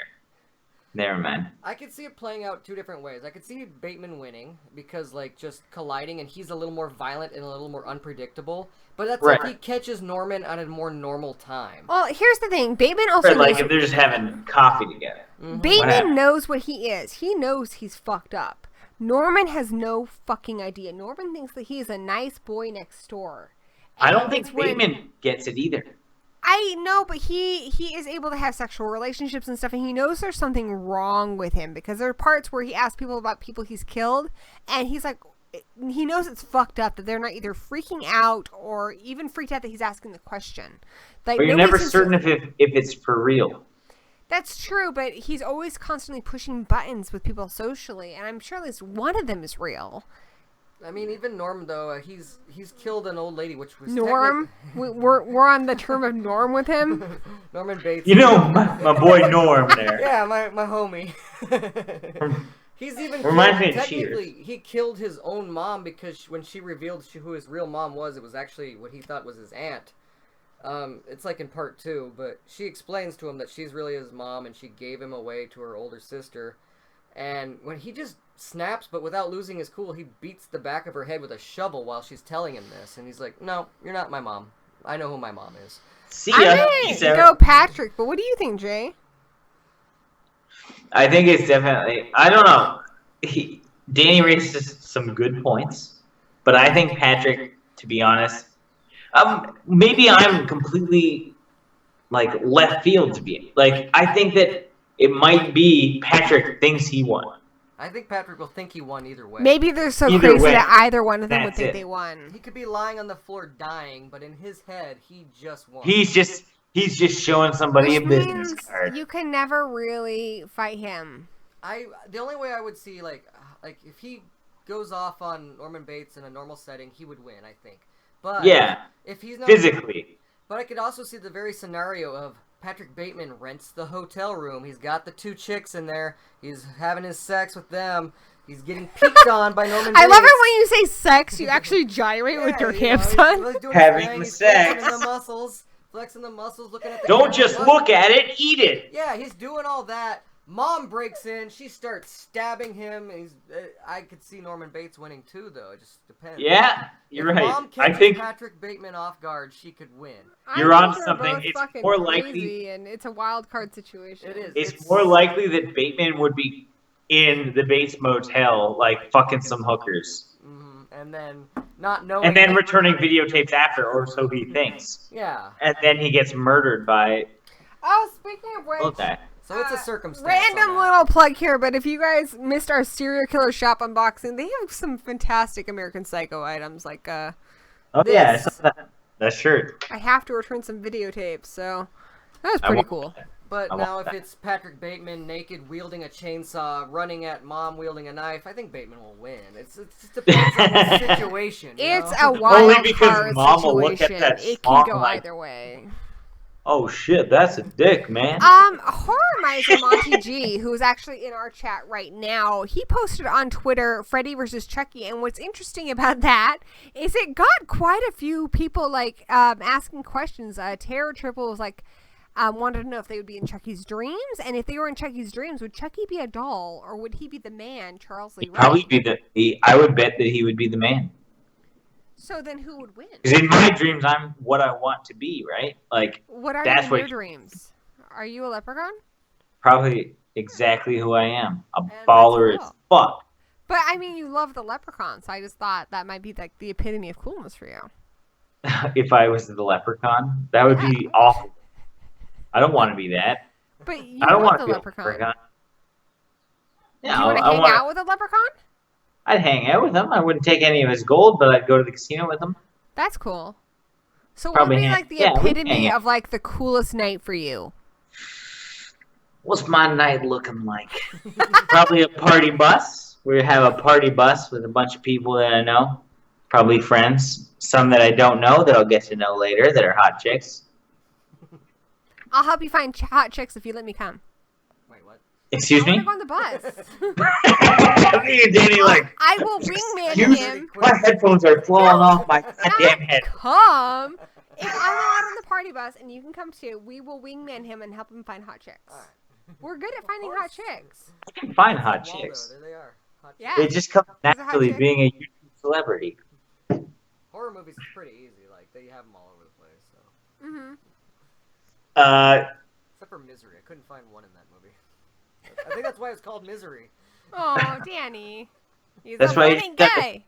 You just gotta type it out. It's like type out what you like, and that's that. There are an imagination full of hot chicks in Misery. Some dirty birds, that's for sure. Some dirty birds. Yes. That's okay. That's English for you. Birds. That's women. There you go. Do you remember slang when you were 10? Yes. So back to Freddy versus Chucky. Who's gonna win? Well, if Freddy, when he kills you in your dream, you die. But Chucky doesn't have an actual body, so and Chucky's died several times. He just comes back. So if Freddy killed him in that dream, would Chucky's doll just take a little while to wake up and then eventually do whatever it does to magically heal? And then would he just? eventually Here's fight my again? thought: is he could do the spell no matter what Freddy does and switch bodies with Freddy and actually wake up in Freddy's body. But then Well, we he already be did this functional in the concept dream world? earlier. That's what's confusing about Chucky. Is Freddy's the body voodoo. is just ash at this point, though. Right, He like was burned to death. He's dead. yeah, like his I body also, in the physical world is nothing. Unless you bring him out of Freddy dream and world. Chucky are very much in the same league in a lot of ways. Like they both have kind of a magical, supernatural aspect to their characters. They both like to have a good time. They both genuinely enjoy what it is they do for a living, which is killing. I think they have a lot of similar interests, and I think if they could get over whatever it is that's making them fight, they would be a formidable team. Yeah. The world would be a better place if we all just get along. Well, I think they could get along, though. They have a Now, lot of similar interests. what's a scenario that would make them fight? Here's for me, Chucky is about to get Andy. Andy's laying there unconscious. Chucky's doing the spell, and then all of a sudden, Andy coughs up all this blood. Freddy just killed Andy in his sleep because Freddy's a child murderer. Oh shit, that's a great one. That is probably why they would Danny. fight. You just like You just why nailed is Chucky it. always trying to get into charge? He wanted to play hide the soul, but then Freddy took it away before Chucky could find Now, it. I have to say that Macrobella and Horror Mites for Monty G both are voting for Freddy on this one, so I think Freddy is kind of getting the edge here. And I would say overall, Freddy, because Freddy can get stronger. Like, even I don't like Freddy's dead, but he Remember what he has did the in whole... that comic book way? Yeah, in the comic book, Freddy versus Jason versus Ash, or all of them, Freddy gets his, like, at his peak. And the same thing kind of goes for Freddy's dead. He has the whole town under his control. The more people that are afraid of him, the more people that believe in him, the more powerful he can manipulate everything. He can even just, like, manipulate stuff that's out of the dream world, the more powerful he gets. That's why in Freddy vs. Jason, they're all supposed to suppress their memories of him. They're taking that medication because he has more power, the more fear. So if he's at his peak, I think Chucky doesn't have much of a chance. If it's normal Freddy, like from the first Nightmare on Elm Street, then Chucky has a pretty good chance. I think that's pretty good, love. It's a little more even playing field, but Freddy can get pretty OP. If All right, I'm after hearing that yeah, very good I think you got non-drunken retort from Danny, I think Danny has perfectly summed up why Freddy would win. He has a solid grasp on how everything will play out. Yeah. Chucky, he's powerful, but his power doesn't. That's why he grow, shares the really. same It name with just is what Danielson it from the is. Karate Kid because he's smart. So I don't know. It depends on which Freddy. All right. I don't know. You know, Jay, I think it is your turn to go through that list we made and pick out a Sakes. fight. Let me find the list. Jay, dude, why don't you have it open? I got it open now. Don't you have like? I'm sure you have like one of those cool Batman systems with like 64 monitors or something. At least 3. Not. I have two. I kind of imagine that you I live don't in a have cool 60. Canadian bat cave. I wish it was It sounds like a Canadian Batcave. It's fucking echoey as fuck. I know it's just a green screen, but I still imagine that your living room is just the Bloodbath. and Beyond It's, set. Oh, I'm working on that. I'm turning that part You're into trying to make what it physical? You're trying to make it a life thing. Like you're gonna paint the walls red and everything? No, I'm not actually going to. When we watched As the a- episodes of your show, we didn't know at first. We had to think about it. I told him, as Dead West said, what did he call it? Dead West called it a Target dressing room. I loved when Dead West and Billy were just walking around. Oh, that was great. I got the biggest crush on Billy. I adored him so fucking much. Holy shit, did you know Mandy is going to be on Ghouls Night Out? What? No, that's awesome. Mandy? Really? That's so cool. Mandy, his girlfriend, is going to be in Ghouls Night Out. It's going to be the best. And I'm Cool. currently collabing with Dead West, so we're going to have a crossover in October. So. I have no idea why Screaming Soup is not, like, huge. Screaming Soup is awesome. I They're absolutely love amazing. Everyone, seriously, if you want a good show that's a lot like Metalocalypse, but on YouTube, you need to All subscribe to about Screaming horror Soup. Reviews and stuff. So Yeah, it's just, I absolutely love their reviews. I admire them so much because they don't even get paid because they blatantly, they use music Yeah. and all this other They stuff. they that they use can't music, they show copyright, but tits. currently they got Trauma, which isn't really happy with it, but then Full Moon, who's totally happy with it. They're having a viewed war. It's just, they do this for the love, and they do such a great job on it. Yeah, so, definitely good job. check them out. They're And like the criminally animation undersubbed. is hilarious. So, that's like 3 thumbs ups for Screaming Soup. Definitely. I went through the list, and I think we've done all of the ones that we probably would do. Zachary Haith mentioned one's interesting at Pennywise versus Sam from Trick or Treat. Okay. Pennywise is weak to children. Sam's kind of a kid. And you know what? Pennywise is gonna win. He is. 'Cause It's eventually pretty he'll much grow up. because he feeds on the fear of children. If Sam's a child, he's fearing that his candy is elsewhere. And that's I essentially think- his motivation. Yeah, you guys summed for that up trick or treat, pretty right? good. Like, that's it. It was just like Pennywise would just dominate. It's not even a question. Wow. Because That Sam was doesn't carry little bits of silver on him, so he doesn't have anything that really he could fight with. right. So, Yeah, it's Pennywise just is only like weak to silver. So. I really don't think that it's gonna be an issue. I don't know if Sam Sam is a would knows kid. that he lost. It might be in a sense of illusion where he's stabbing victim after victim with his sucker, never getting his candy, but it would be an endless loop where he never. How gets out of it. embarrassing Right. would it be It to would be just killed be by a sucker? So I mean, Controlled by a sucker. he might not realize he lost. So many but people in the real world are controlled by suckers. it'd I be think a the whole- U.S. is Aw, controlled by a sucker Jay, right you now. just turned this into like a whole like A philosophical political thing. thing. Horror Monty G has mentioned a couple times now the werewolves from The Howling versus an American Werewolf in London. I'm kind of leaning towards The Howling just because they have such a tight knit, almost pack. And they're just a bit bigger. They don't look as good. Like They've got those Cars wicked wolves, bat ears. but they're more humanized wolves. Where American Right, Werewolf, like, they he's can a wolf, stand he's just a up. big wolf. And they know what they're doing in wolf form, whereas David has no control. I mean, he's even willing to kill, He's know, just a the big rabid woman he wolf. loves Right. in wolf form. He doesn't want to hurt anybody, but he does because he has absolutely no control. And we're not counting the weird CGI hamsters from American Werewolf in Paris. Come on. So, What do you think, though, Jay? I think that, yeah, I don't know. It comes back to the biped versus like Quadruped. somebody who's just fucking turned into a wolf for the first time. yeah, a big angry wolf that doesn't know what it's doing, but Like, I'm I out of don't- beer. you're out. do they immediately have an instinct? Well, yes, they have a killer instinct. I think that's. Well, I think both of them have a killer instinct, but if somebody is just turning in, so assume that nobody's a wolf, and they both turn into different shaped wolves. Who's got the advantage? The they're Howling both- Wolves are tall and they know what they're doing.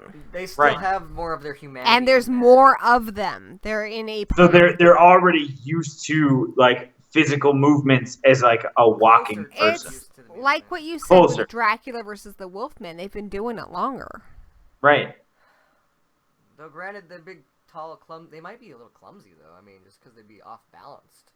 Well, Fuck no! Did you see that movie? And maybe Dee Wallace with her weird little kitten face werewolf. That was fucking bullshit.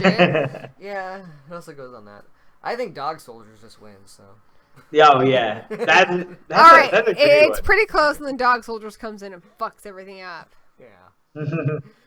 So, Retro Faye, I'm probably mispronouncing that, just mentioned Dr. Freudstein versus Pastor Kane, and I have no idea who either of those are, and I feel like now I need to retire from HorrorTube, because I feel you. failed I on also two.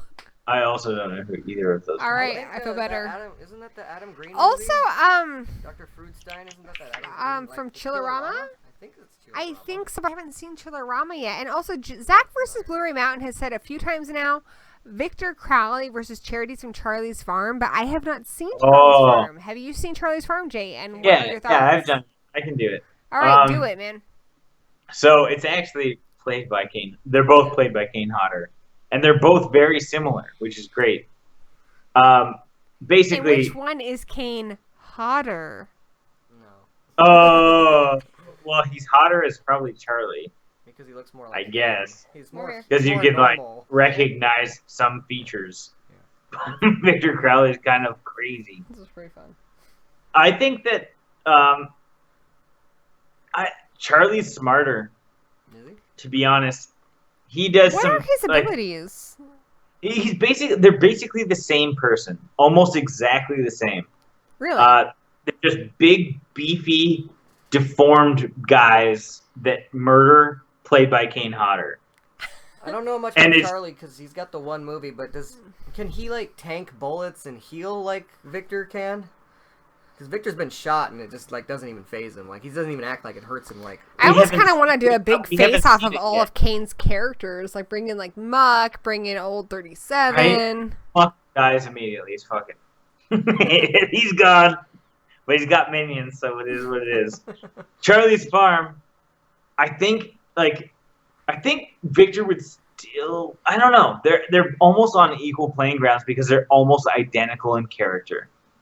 Victor Crowley has a bigger backstory. Charlie, he is a little bit smarter, and I don't know. They both use Zach big says tools that around. Nathan Jones plays Charlie, but I haven't seen it. Oh yeah. I'm sorry. I know It was Hodder's in Kane it. Hodder that fights him. Oh. Kane Nathan Hodder Jones? is in the film. He fights him. I saw forgot. Nathan I completely Jones at forgot. WrestleMania 19 in Seattle, and oh man, that guy is horrible. He was also in that what was that Brad Pitt movie where he played Achilles?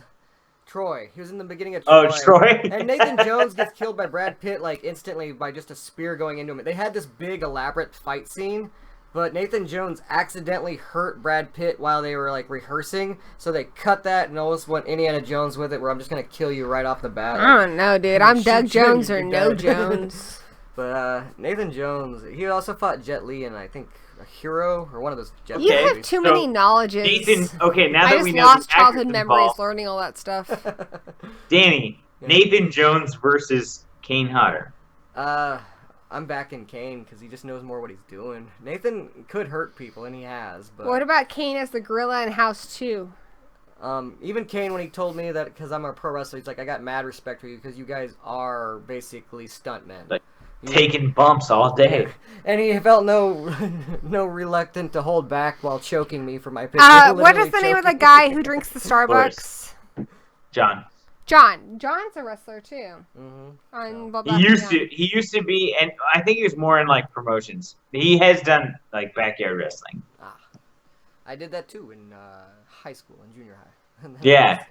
And then, Sorry Back to in the define day. him by his Starbucks, but that's what I remember. John, yeah. So hold on. I'd like to just cap this off with, it's basically even with Victor Crowley and Charlie's Farm. all right. We need to watch Charlie's Farm. The Kothoga from the Relic. You should watch it. It's a pretty decent movie. I've been meaning I've to been for a while. meaning It's on to the because I'm list a of big things I need to watch. Kane Hodder fan. Yeah. He's actually, I completely forgot that, yeah, he's definitely not the guy. But he's in the movie. That's what I saw. I've But seen he's the cover. in the movie. Shit, It's I've just even like, seen Muck and I've seen Old 37. I watched a lot of Kane Hodder. I've seen House 2. Kane Hodder's the best thing about Muck. yeah. Just the stunts. No, Lauren. No, I was gonna say Lauren Francesca, but I have to say, God, what's her name? the part Laura. that pissed me off was when he's talking about how Wes they're going to Craven. Wes Craven, how it used to be cool, but it's Oh, not so yeah. much anymore. I'm like, Who your are you? little indie movie does not get a shit on Wes Craven. I'm sorry. I don't know who the fuck you think you are, but you're not Wes Craven. And then the biggest douchebag that cares more about his car than the women and stuff, he ends up being the final boy. That just pissed me off. Yeah, it's Yeah. kind of, that's like it's one of those movies where, like, I got it, but they really needed to do something else. Mhm. I'm I curious. So like, Stunts. I went And I Kane went to the Hodder. Playboy Mansion to see the premiere of that movie. You Oh, wow. serious?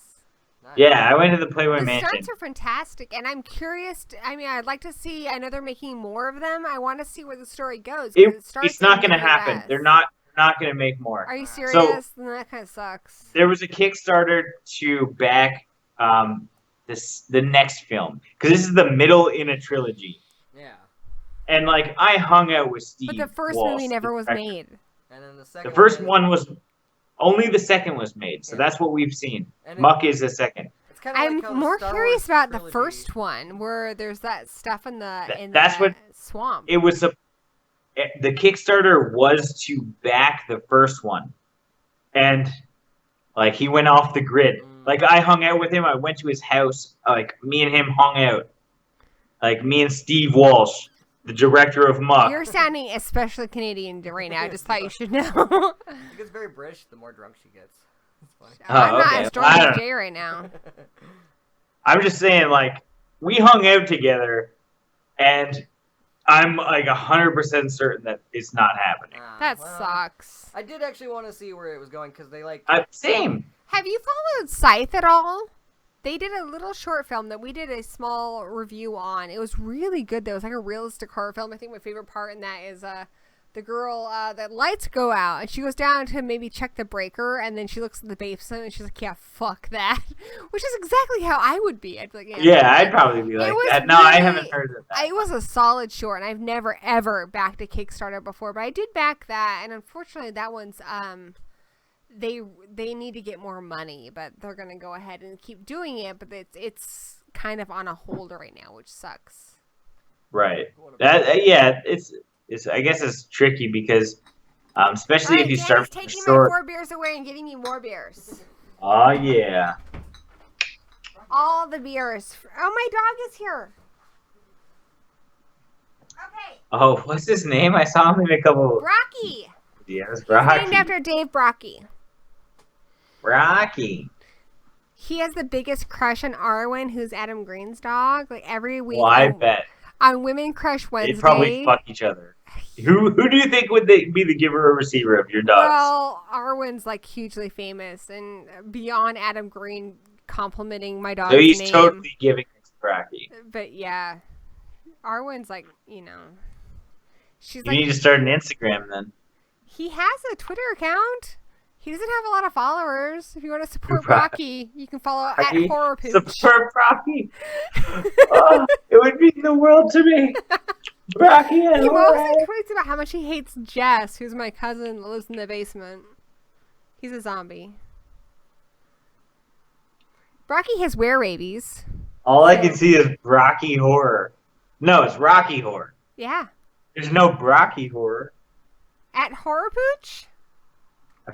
At Horror Pooch. HorrorPooch. I just searched Rocky Horror, and it came up with Rocky Horror picture. Just type at HorrorPooch. You'll find Brocky.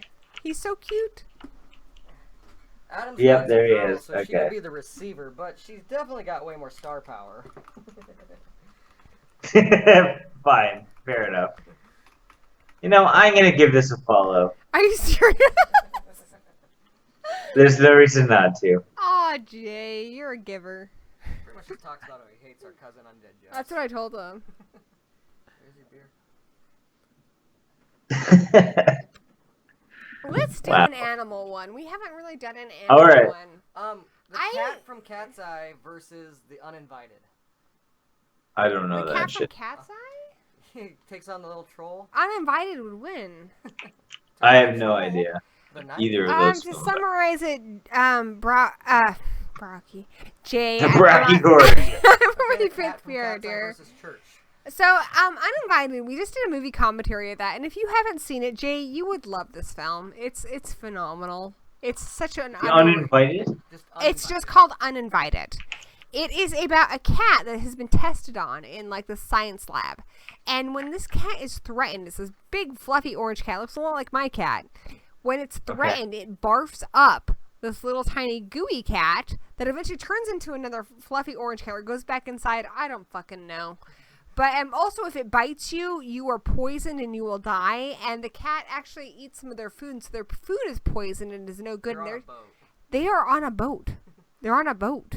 They can't get away from the cat. Does it have Elizabeth Banks in it? No. Maybe. It's just called Uninvited. It's got a mutant cat in it. Watched it on Why a is there?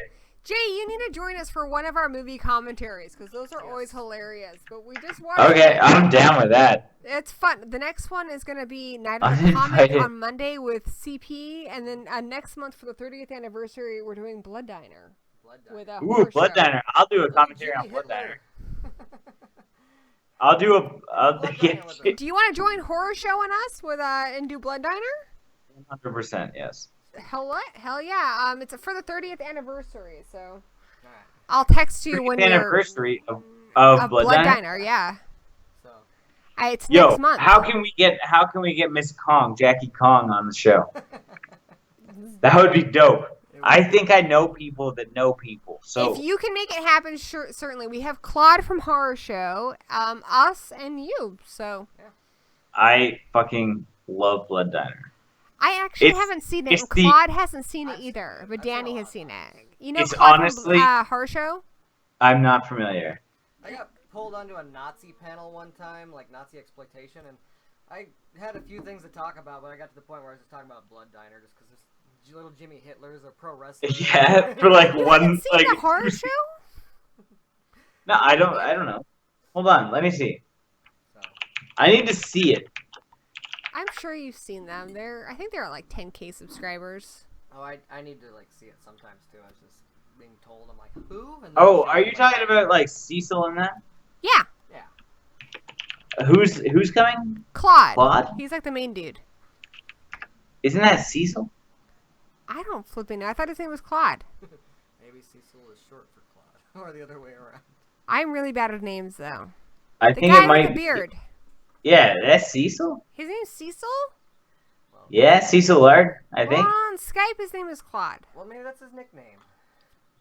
Claude could be. I can see it. I might be way off, but I'm pretty sure it's Cecil. Well, either way. Fine, I will call him Cecil. There's a lot of No, it's it. Like I'm on their thing. The host, Cecil Laird, balls. You're probably right. Susie Von Slaughter. As much JP as I Chicago. try to, I mean, because there's a lot of really great horror tube channels, and so I try to watch everybody, but I kind of end up having to like pick and choose certain episodes because I end up, between making our own videos, it's so Yo, hard you to should keep call up him with Claude everybody. 100% of the time.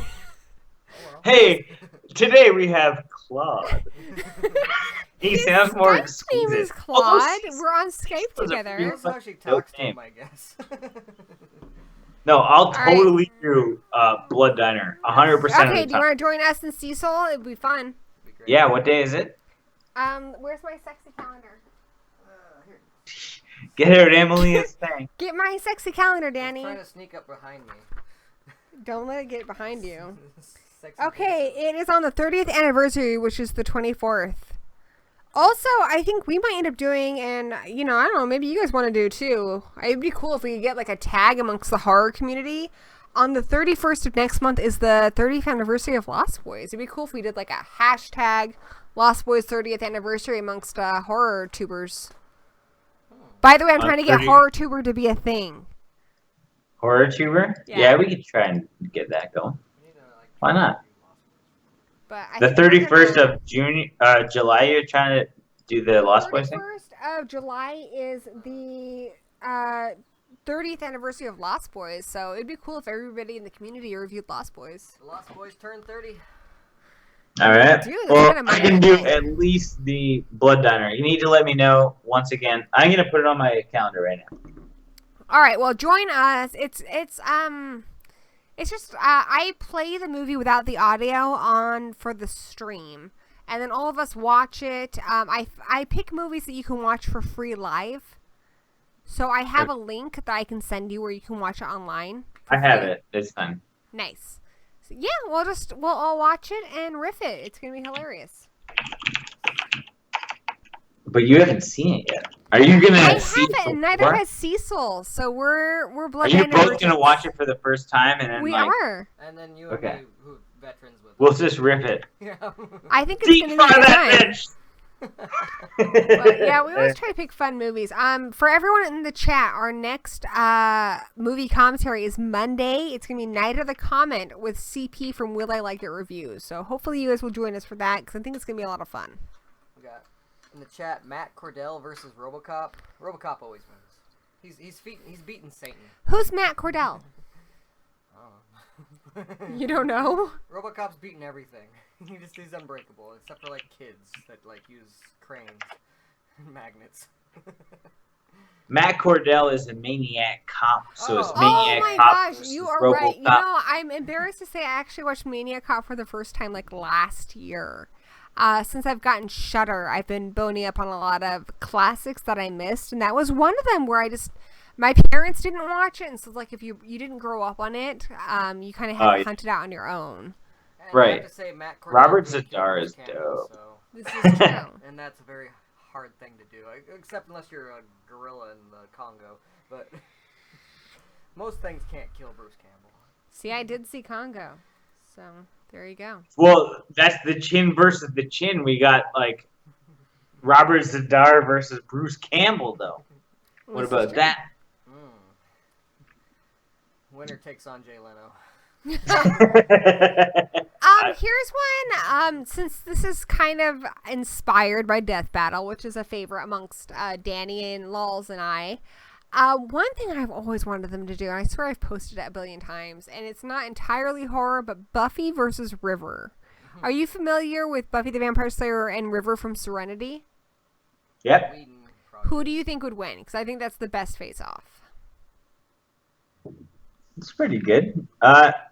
River's kind of fucking motivated. Way more motivated, I think. They're both specially powered, and especially if you consider like the comics. I mean, fuck, Buffy ends up being able to fly at one point. Go to space and have sex and crash through mountains unscathed. Right. I don't know that. Like, okay, And that is canon. I get- Season 8, technically. I don't think they would ever battle. I don't think they would ever cross paths in any sense. But If I they think were. Buffy's fucking in If, space, like- and she comes across rivers. Spaceship. I don't. I feel like Yeah, I like, mean oh, we're at Buffy. I have to say my relationship with Buffy is longer than my relationship with my child. It's longer than my marriage. I've been in love with Buffy since I was 14 years old, and I think Buffy would win because she's more assertive. She just get the first strike, and that's that. And for me, it's where they meet. If it's Buffy, anything from like season 4 and up, she wins. But if it's Buffy, maybe before season 4, River would probably be just a little too much. Buffy gets better like as she goes. I'm biased, but I always have to say River Buffy. didn't go long enough for us to know how much stronger she could get. She Like, just oh was yeah, so- she has so much potential, but it's just like it took forever to get there. Mhm. And I really don't think that she'd be the type of person to just, go off on someone. Yeah. It's just not a thing. But Buffy could, because she's dealt with some shit. And we did get one in the chat that they are enjoying from Macrobella. It's Lake Placid's Crocodile versus Anaconda. There's actually a movie of that. I Are you fucking have kidding not me? seen it. Yeah, it came out last You week. are really like you're Lake on Placid. It was if Lake I'm an Placid. expert of penectomies, you're an expert of shark movies. Lake Placid versus Anaconda. And pretty much Yeah, it any came out animal in the water movie. last year. I didn't see it, so I don't know. But Neither did I. what would I think would happen? I know Anaconda. I think the anaconda would just eat the crocodile. In To be real life, honest. anacondas do tend to kill crocodiles. They're not usually very big, but I don't know. The anaconda's a lot bigger in that movie as well than they are in real life, so I don't know. It's a bigger anaconda versus a bigger crocodile, I guess. Exactly. I think the anaconda would just eat him. Yeah, I mean that's. Yeah, it came out. It came out in 2015. I think I actually Crocs, do remember. Crocs on the dock, snakes on the lake. I actually is think I've seen the tag. poster. Side note, I have to ask, have you seen Land Shark yet? No, I haven't seen Land Shark. I haven't But- yet, but I'm kind of Shark Week is coming up, and I got some shit to do. I'm looking forward to Shark Week. We did the Oscars instead of the Oscars, and Gary Oh, Busey nice. got Best Supporting Actor for. That's only because you fucking voted from him from everybody's account, Dan. There was other Who people. got Best Supporting Actor? Gary Busey. from Sharknado 5 or 4. He's amazing. He's Danny met him. Yeah, I've met Gary Busey. He ruffled my hair because I was this little kid. It was right when they were filming Surviving the Game. I was more afraid. They to meet- filmed the That's town amazing. scenes from Surviving the Game in our town in Wenatchee, which is a small Bryce's town dog died. in the What up, center of kid? Washington. He rubs your hair and just like, I was more. I'm gonna tote this for the next 20 years. I think he was terrified, I weren't you? was well, I knew Gary Busey was from Silver Bullet and Under Siege, so I liked him, and from Predator 2 and stuff. I liked him as a little, but I didn't know how crazy he was because I was too young to know like the stories of the actor himself.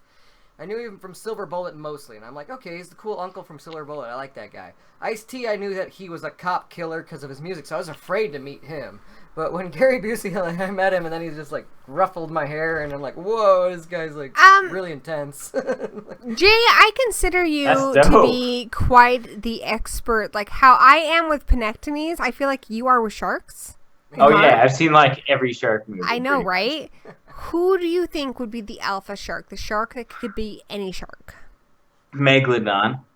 What the fuck is that from? It's a giant. Like They Shark actually Attack used to 3. exist. Megalodons are actually a thing. It's an actual thing, but Shark Attack 3, the Megalodon Okay, would win every time. every time. Nice. You take on several It's like- Sharknadoes at once. It's actually probably 80 times bigger than a regular shark. So, what would win, a Sharknado or King Kong from the latest Kong movie? What? I didn't watch Skull Island. Oh, he's really big in that one. Okay, have you seen Godzilla vs. King Kong? How big he was in that? Yeah, like the older one? Yeah, where he shoves a tree in Godzilla's mouth and stuff. It's like Yeah. Look, he's And about that versus size. sharks? I think Versus a Sharknado. Would he survive I think King Kong would probably survive it. Okay, but it'd chew him up maybe. It would just feel like he'd be aggravated the next day. Like if he was sitting down tomorrow to watch the new season of Orange is the New Black, he'd be scratching his arm like There is a new season of Orange is the New Black. And Yeah, Kong, he's he types me as the type that likes to watch prison shows. So. And Horrormaster Yeah, Monty thank G, you. you were coming out with the greatest face-offs. He wants to know Jaws versus Deep Blue Sea. I'm going to say Deep Blue Sea just because he's got all those special enhancements. I really like Jaws. I think the long take on the little dock was fucking awesome. I think they're totally different, but are we talking about the sharks? The sharks. For me, There's 3 sharks in Deep Blue Sea, and they're a lot more. They're smarter than they're Jaws. smarter. They're smarter as fuck. Yeah. If it's the Jaws, is a different shark I every think Jaws time. is a better movie, but Deep I Blue think- Sea, the sharks are smarter. In Jaws 3, though, he's huge. He would swallow those ones. They're probably better maneuverable, Hey. though. But if we go revenge, then we're good. With fucking Jaws every day. In Jaws Revenge, it's very smart and very vindictive. Right. This time It it's looks like personal. crap. The puppet looks like crap in that one, but plot-wise, it's I don't know. It's tough. I think, yeah, Bruce would probably win that one, to be honest. Yeah, I'd probably go Jaws. He didn't. I don't on think that. Jaws would have let LL Cool J survive. So. Right? LL Cool J never survives in horror. You see what happened to Even him? that movie? Deep Blue Sea, he lived. Ned He died, Final didn't he? girl. No, the final girl dies. They originally had it to where he died. Oh, but that's the right. Test audience hated that, so they killed the final girl that they didn't like instead. He And dies test in audiences were H2O. like, yeah, kill her instead. So when she does her old Not plan- LL Cool J. So spoiler. That's Busta there. Rhymes. We're in C deep in spoilers, but yeah, the final girl in Deep Blue Sea dies. LL Cool J survives. I was not into that whole like brief period in horror where people who were rappers and musicians. I love that. But you shit. love rap. You movies loved about movies. Buster Rhymes in Resurrection. Busta Rhymes punching Michael Myers in the face is my favorite And scene. then a in the jumping entire- roundhouse kick. Stupidest thing ever. He gives him a jumping roundhouse kick. But Okay, how do you How feel do you about not this like- though? How do you feel about the gal? I can't remember her name, but from Destiny's Child, mocking Freddy Krueger. I being hate Freddy's, like, I like the dark meat, or whatever the fuck he says. Like, and she fuck calls that. him a- That's dumb. She's like, you're not even scary. I'm like, you're in Destiny's Child. Shut up. I Yeah. hate that scene. I I cringed so much in the theater. Like, I saw that in theater, I'm like, oh my, Just- oh, I was like, God. hurry up and kill her already, please. Yeah. She should have died when he took her nose off. That should have made her nose come off, if anything. That I broke completely the rules agree with right that. There. I'm like, that breaks the rules. If that happens in the dream, it's supposed to happen in life. Absolutely. She should not have a nose at the very least. So Yeah, I get that. I'm that's- with you. that's kind of what happens when the director who makes the movie hasn't even watched the franchises of the movies he's bringing together. And And we haven't had one from Macrobella, but she has been very active in the chat. So let's do her suggestion: Puppet Master's Puppets versus the Demonic Toys. there So, actually is that movie though. are you serious? Puppet Master. Yeah, that does exist. Puppet Master wins. Who wins? Puppet Master. All right. Demonic Toys always lose. They lost the Doll Man. They lost the Puppet I've Master. They only always seen lose. the first Puppet Master, so as far as I know, they're villains. But as far I can assure you the next 9 are garbage. Yeah. Oh, I hate the Puppet Master series. I Danny like has been 3. reviewing a full moon movie on every full I moon. know. I saw him. Oh, what did I watch you do? I saw you do one recently, and I'm Head of just the like, Family just came out last night. That was funny. I also liked your Evil Bong one. That was good. I didn't see that. Which one did you watch? I did Demonic Toys way back. Killjoy 5 was my first one. Oh, that's cool. Because it was like Killjoy the latest is fun. full movie that just came out. Speaking of just bizarre indie movies, have you watched Breakdown Lane? So on our channel, No, I did a reaction for here's the thing: on trailer. our channel, at most, maybe 4K is the most we've gotten on a video. I did a reaction to Breakdown Lane. It's almost at 10 fucking K. I'm like, it's a reaction of Breakdown Lane. What It's the because, flying fuck, people? The main girl's Whitney Moore from Birdemic. Yeah. And Birdemic. And so Bloody Disgusting has her as like a main host. She's also on Geek and Sundry, I think. That she does a couple Has yours things blown there. up? Because that's our most popular video right It's now. because of her. It's because of Whitney Moore. Did yours like go crazy? Because that's. I mean, No, I don't I understand don't why it's our think most so. I don't popular really- video. It's weird. I don't check out my reactions. Reactions are whatever. That might be just regular for him. I mean, he's got. That's true, but yeah, we've never had a video hit 10K before. And I'm like, it's a fucking reaction. What the fuck? When we work so hard on like our reviews that we can't really, we have to like tie people up to get them to watch it. I know how you feel. And then we do a reaction, which is like fun and easy. That's but what's it's, hard like, is you blows spend up. a week on a review and you work your ass off on it, and then a reaction that took maybe an hour and like half an hour to edit. It becomes your most popular video. You're just like, what the fuck? Yeah. Ours has like 4K. I did not. Which would still be very nuts for us. Zach has a good one. Killjoy versus the clown from Clown. Did you see Clown? I'm gonna say, I have not seen Clown, but I am familiar Dude, oh with. my I hate god, the first Jay. two Killjoy movies, but I love Killjoy Yeah. 3, 4, and 5. And they even make, like in part 5, they say that Killjoy 1 and 2 are just movies, they don't actually count. Like, they kind of like have decanoned the first ones. Oh really? Yeah, like in the latest Killjoy movie, they're like, yeah, 1 and 2, those were just movies. 3 through 4 and 5 are actually the series now. Well, because okay, that's cool. Which I hate. The You first need two, but to I would say see, Killjoy would win. He's pretty OP as well. He's got like clown magic that just he can take 2 pies and just kill you like. And when you he with has them. sex, there's confetti. Yeah, when he has sex, he Why comes not? confetti and stuff. That's what I do. He's just Nice. got such wacky magic. Pretty dope, that, ladies. So I would think that he would win. I love Clown better as a movie though. Like it's a way better movie, but You need his to see magic is Clown. I know. The problem was like I boycotted that shit for a while Why? because. So I was with Crypt TV for a long time. So were we, and we finally just. I was with decided them before they were Crypt TV. Yeah, I So, like- remember that you told me that. We got with them pretty early, but it just didn't go anywhere. No, yeah. So I was like really waiting for it. I'm like, finally, like we're tight with Eli Roth. Like Eli Roth signed checks and sent them to me. I'm like, that's fucking dope. Fuck yeah. And then I'm like, hey, I want your movie. It's like, yeah, we can't send you your movie. We can't send it. And I'm like, it's out in the UK. Send it over. It took Yeah, forever to come with out. Can't do Crypt TV, like they pitched a lot of perks to us, and then it ended up being just they weren't able to do anything. No, yeah. But they gave us a shirt. That was Yeah. cool. I mean, They they're did, cool, just didn't- They did what I thought they would do, and I was hoping they wouldn't. They basically just used us for what our reach was. Yeah. So they just wanted to. It's like any MCN. So anyone who's like on YouTube, because I see a lot of YouTubers in like the comments, Mhm. like an MCN is like a multi-channel network. It's basically just going to use every channel to just gather up the number of the collective channels and just say, hey, we have 1 billion views a month. Ah. Can we have some money? Yeah, I from think some once other you hit company? 1,000, Yeah. you're gonna get a lot of people saying we're part of a network and we have a lot to offer you. But Exactly. personally, I would And say they have it's not a nothing to good way to offer you. go because they want you and they want to And it's take whatever basically- money you're gonna earn. But what Crypt TV does, they don't care about the money. It's not about that. It's about your numbers. How many numbers does each channel get? If I have 50,000 channels that are all getting, or say I have 1,000 channels getting 100 views a month, that's a dope ass amount of views that I can pitch to an advertiser and say, hey, I can sell your ad to all of these channels and get guaranteed views. And that's exactly what Crypt TV did.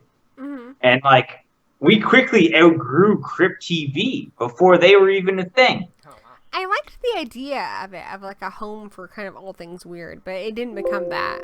It did become that. And they just took, and eventually they created their own stuff, which was great. Like a year later, they created their own content, and it was awesome.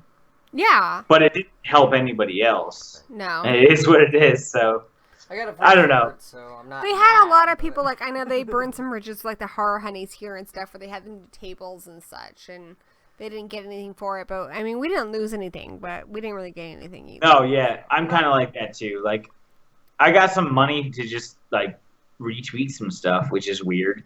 But yeah, that was about it. So I guess. So I just haven't seen Clown. I want it so hard.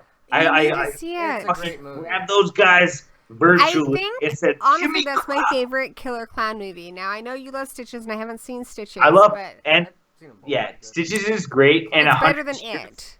100 It's- tears. It has a huge balls. It's able to kill kids. And shit, when he gets shot, he bleeds birthday cake, dude. He bleeds birthday cake. Killjoy comes confetti. But I say Killjoy wins for Zach the Blu-ray Mountain who pitched this. I would, because yeah. Killjoy is magic demon, while Clown, he's cursed. He is cursed to be that. It is not very helpful for him to do. But the all this mythology in Clown is so unique and so cool. You need to see it because it creates this whole new origin story. Do you not have it in Canada? No. We might have it now. JD, The problem is, I waited so long. I wanted it for like 3 years, and it was in the UK, Yeah. Well, and what just pissed never me got off is Australia and the UK had it, and it's an American fucking film, and I couldn't get it in the US. Yeah, I know. So I ended up, pirating it because fuck it. we just got it. It was magic. We found some Magic, booty. Yeah. gory wizard found did It is. It's out here now, but it's like, it's kind of past the time when I would have either wanted to review it as a YouTuber because we wanted to capitalize on visibility, and it's past the time where it's like I've seen enough stuff online that's like I kind of get it now. Kind of Yeah. So they really missed We the boat skipped on it the review-wise, but it reviews. did rank really high on our top 20 of 2016. I think it was the number 2, wasn't Yeah, it? it's number 2. Yeah, we loved it. It's a great movie. It's just No, it's really funny. At CryptoCon last year, Danny and the guys, which is our friend Ronnie Angel and our cousin Jess, they got so freaking drunk, and they kind of did a review of it, but they were in their underwear and they were like wrestling, and they won't let me post it, but it's hilarious. Well, if we ever get a what is that called? Like where your Patreon page. A Patreon. Yeah, like an exclusive thing. Like we'll put it on the pay to Patreon see me page. nude. Patreon, join our Patreon if you want to You'll see see Danny our half our naked talking about drunken, Clown. half-naked review of Clown. Well, Yeah. I gotta go to the washroom real quick and get another drink. All right. All right, we Alright. good? I'm gonna try and mute my thing so you don't hear me do my thing. All right. Let's see what we got. You don't want us to hear you? Retro Fiax? What are you reading? Okay. I don't know how to pronounce that. Puppet Master versus the Dolls from Dolls. Well, the Dolls from Dolls were made by like that guy in the hotel. They're like humans that are turned into dolls. Puppet Masters are dolls that were given like basically the Reanimator like life juice put into them. It's kind of like an uncanon thing that's how they're being made. I'm gonna go with the Puppet Masters because they always win. The Dolls and Dolls, I don't know. They have one movie. They're just a bunch of people who go to a hotel and get kind of turned into dolls. Dolls has a really cool cover, but I don't really like that movie that much. You know what I think would be an interesting stalemate is Samara, because Samara never sleeps, versus Freddy Krueger, who probably doesn't watch VHS tapes. He does play Nintendo and stuff. He probably watches VHS tapes. So would she win? I think when she comes through his TV dead and underage, Freddy's just gonna get a huge bonus. Okay, here's a good one. Who would be a good opponent for the backpack killer in Wolf Creek? Mick Taylor. Who would be a good opponent for him? Who could take him out? Well, I don't know if take him out, but like at least put up a good fight. Leatherface would be good, but then there's other ones. Let's see. Somebody similar. Somebody, what about Don't Go Into the Woods? No, because that's just a little angry dwarf. Somebody who is like a slasher of... how about, Wrong Turn? The Wrong Turn family? Yeah. Maybe they would overall win. They have the numbers game. But I think he would at least take one or two of them out. So Danny and I are discussing who would be a good opponent for Mick Taylor, the backpack killer in Wolf Creek. Rusty Nail from Joyride, maybe. Oh, that's a good one. Oh, that's a good one. Maybe even Fender Bender guy. Fender Bender was good. Yeah, I actually liked Fender Bender. But like, I think they're like more on like the same playing field where it's just like two dudes just doing weird things. Okay. Yeah. Doc the Metal Freak has a good suggestion. Mick Taylor versus Crocodile Dundee. This is a knife. This is a fucking kangaroo I feel like killing I need to like truck. call a friend and call Spooky and just see what she says. Crocodile Dundee was killed by like Steven Seagal. So I think he would. I don't know. Crocodile Dundee versus Steve Irwin. Oh, As long as there's no Stingray involved, I think Irwin might have it. I don't know. I don't feel like I know enough about Crocodile Dundee or Steve Irwin. Or Like Manny, I know. Manny Pig from The Shark Hunter, who was also on Wild Boys. Manny might be able to take them both. Oh, Manny. Yeah. It's the whole reason why like Steve-O is still alive from those Wild Boys shows, because Manny was like the shit. He'd go up and grab a lion's tail and run away. Right. It was so bananas. Like going across like a line Yeah. with fucking crocodiles grabbing at him. Mm-hmm. So, fuck. Zombie Steve Irwin, Dr. the Mental Freak. I don't Who think do you think is the most uber clown? I mean, obviously we haven't seen the new It, but we have It, we have Stitches, we have Clown, The most Killer OP? Clowns from Outer Space. Like, who would be the alpha? Have you seen Funhouse Massacre? Yes. Oh my god, I love Funhouse That was Massacre. the last movie we watched. We watched it, and then immediately we're like, we need to go buy this shit now. That was a good time. I think that guy, like the main dude. The big Yeah. one? Yeah, That's a the big big guy. I think he, like, if you put him against, like, any other clown, I think he'd crush them. If it wasn't, like, a psychological thing, and it was, like, Just purely physical. Because he doesn't have any magic, but if it's just brawn, he's definitely the strongest. Oh, yeah. clown. He's so beastly, and he's just so frightening. Like, he looks scarier than anyone else, I think, to me. To answer your question, Gory, the most OP clown, and it would probably win What's them all. OP mean? Overpowered. Oh. Overpowered. Like you said, is Violator from Spawn. Yes. I'm sorry, he wins every clown. Really? Violator from Spawn. I need to Oh, read. yeah, I want to see the he's movie. It was I done- think or, to wrap up our stream, we should probably pick our alpha for each of the major categories of killers. Like, who is the alpha slasher, the OP slasher, as you guys would put it? Who is the overpowered one that would win in any battle against other slashers? Freddy, if the whole world believes and fears him. Because he owns everything. Well, that's a big stipulation. Yeah. He's gotta have it. I think Jay's gonna go for Leprechaun. He's a Leprechaun fanboy. Yeah, Lep is pretty up there. He is. Like, And his magic I think changes I would every go movie, probably so- Leprechaun. His abilities change every movie, but he does have his weaknesses, like a four-leaf clover will melt him. Four-leaf clover is a shoe, a dirty shoe. problem. You throw that, he hasn't time to even kill you. You can go. gotta do scrub whatever that you want to shit. do. He's gotta What scrub about shoes. Angela and Sleepaway Camp? God, Sleepaway She's not Camp. overpowered, I absolutely right? love her. She's very awesome and very She's frightening. just amazing. I want more female slashers. I know. I thought about some, and it's just like there aren't enough. When Jay, you were like, I'm not gay, but this. I was thinking, I'm not gay, but Angela, because she's the hottest. Oh, yeah. She is And then, like, technically a male. And Melissa Rose Oh, she now. only has a wiener in the first one. We've met Well. Felissa Rose and Jay. She signed my curling iron. By the time And she Oh yeah, wrote- I remember seeing She that. wrote up yours on it because So, she's the yeah, coolest. She signed our Leprechaun, and she signed it for free. The Yeah. curling iron, and it says up yours, Felissa Rose. She's the darling. best. She's This honestly is the like first time she ever bullshit. signed a curling iron. She's like, that's why she.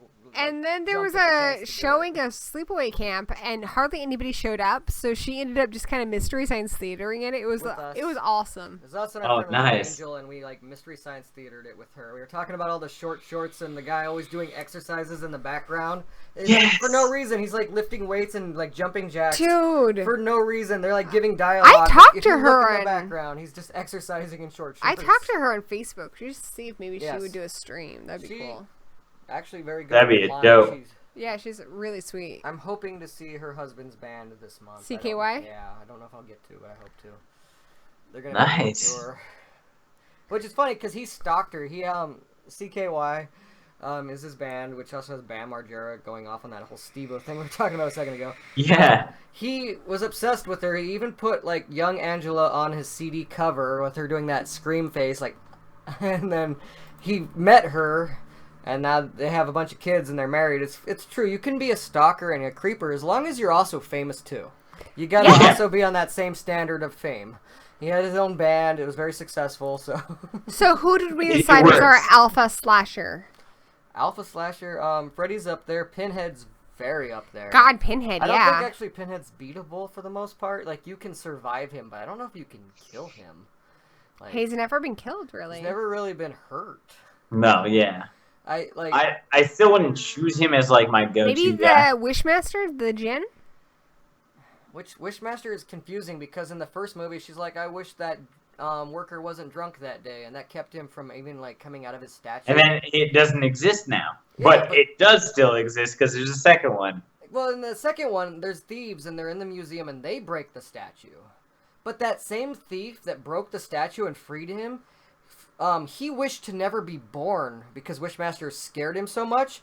That should have reset everything right there, but they just said, no, but the movie keeps going.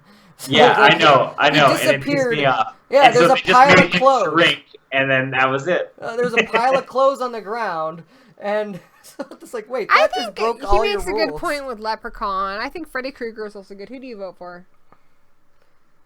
The Necronomicon book. That's not a person. That's not a It slasher. has a personality. I would put the Evil Dead films in with demonic movies, not slasher movies. Okay. Though I have to say, the zombie of Hulk did use the Necronomicon as toilet paper. So All right, in pick Marvel a slasher, zombies- honey. Do you think Leprechaun, Freddy Krueger, the Djinn?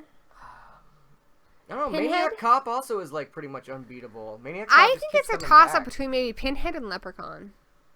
I would say Pinhead, but Leprechaun maybe. All right, Pinhead and Leprechaun for the win. On just Woo! powerful magic. Of Final Girls, who do you think is the most, as you put it, OP Final Girl? Like Aaron. Who? You're next, Aaron. Oh. 100%. She's got She's the the highest best. Who's skill that? level from your next. You're oh, next. Yeah. Oh, God, fuck yeah. She's no, my I think favorite. you're right. She's I was the going to best. suggest Ripley, but god damn, she is so Ripley, cool in that Sarah movie. Connor, you're next. These are ones that. Just... No, yeah, Erin from Your Next. God, she was fucking killer. She's problem awesome. is Like with she's Sarah my like Connor is- immediate go-to. She's just like so I would fucking love to meet badass. that actress. She's such a fucking awesome. Cause she like Character. Sharni Vincent. She goes from like Mhm. somebody who's just in a regular situation at a dinner party, Yeah. and then now there's home invaders, and now I need to become the badass that Honestly, I become. that part I felt most So sorry that for her progression in, is though, just was when the neat. family is arguing at the dinner table in front of her. I was like, oh, you poor thing. That's so I know. awful. Well, 'cause Right?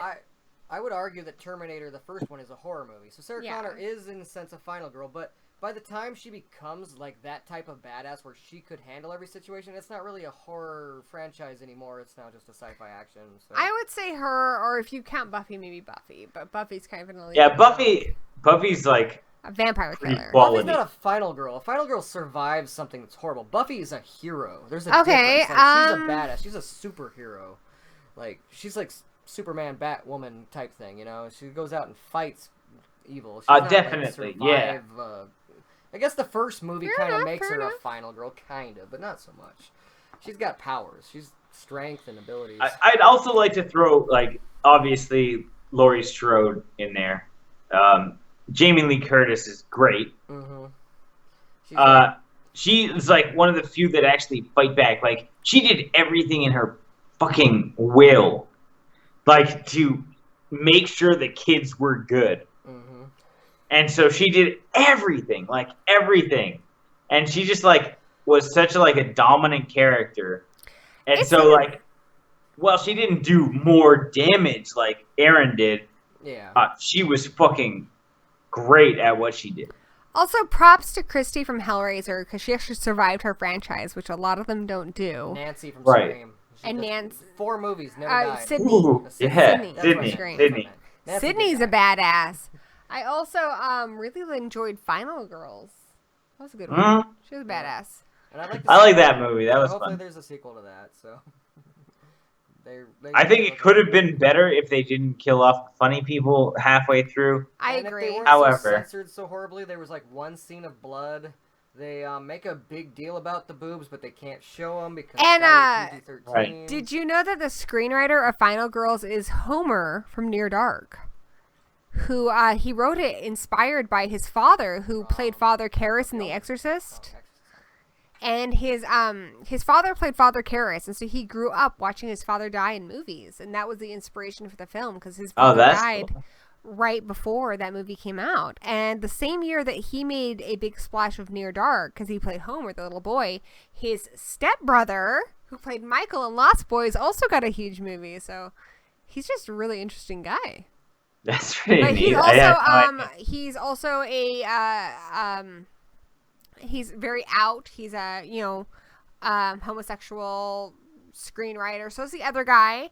And they talked a lot about what it meant to be gay growing up and watching slasher movies and how that spoke to them in ways that other movies didn't. So And does he talk about that on the commentary? the commentary, that's a Blu-ray or DVD I highly recommend you guys check out and listen to the commentary on, because he's very astute and the things he has to say are just fascinating. And their original idea for the movie was this bloody, and they wanted to show tits. They wanted it to be in league with slasher films. Like a And slasher film. what happened was the production company didn't know how to market it. They thought that women would not be interested in seeing tits and blood.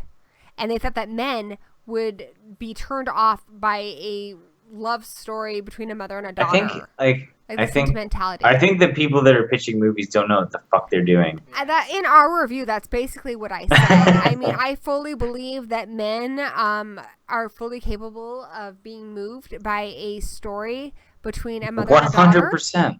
Absolutely. Yeah, like, I don't think you guys are just through the boneheads that roof, want and it to see doesn't have blood tits gore. and blood. And you know what? As a woman, I have to say, we enjoy the tits and gore just as much as the guys do. So I think, unfortunately, that movie suffered because the production company didn't know what horror fans want. So when I tell you guys in reviews that your dollar is your vote, I firmly mean that. I paid a lot of money to get Final Girls when it came out in Blu-ray, because I wanted them to know that was an important movie to me, and that I want to see more movies like that, because I do want to see good, meaningful relationships between characters. And you know what? I also love a good cut 'em up, slash 'em, show the nudity movie.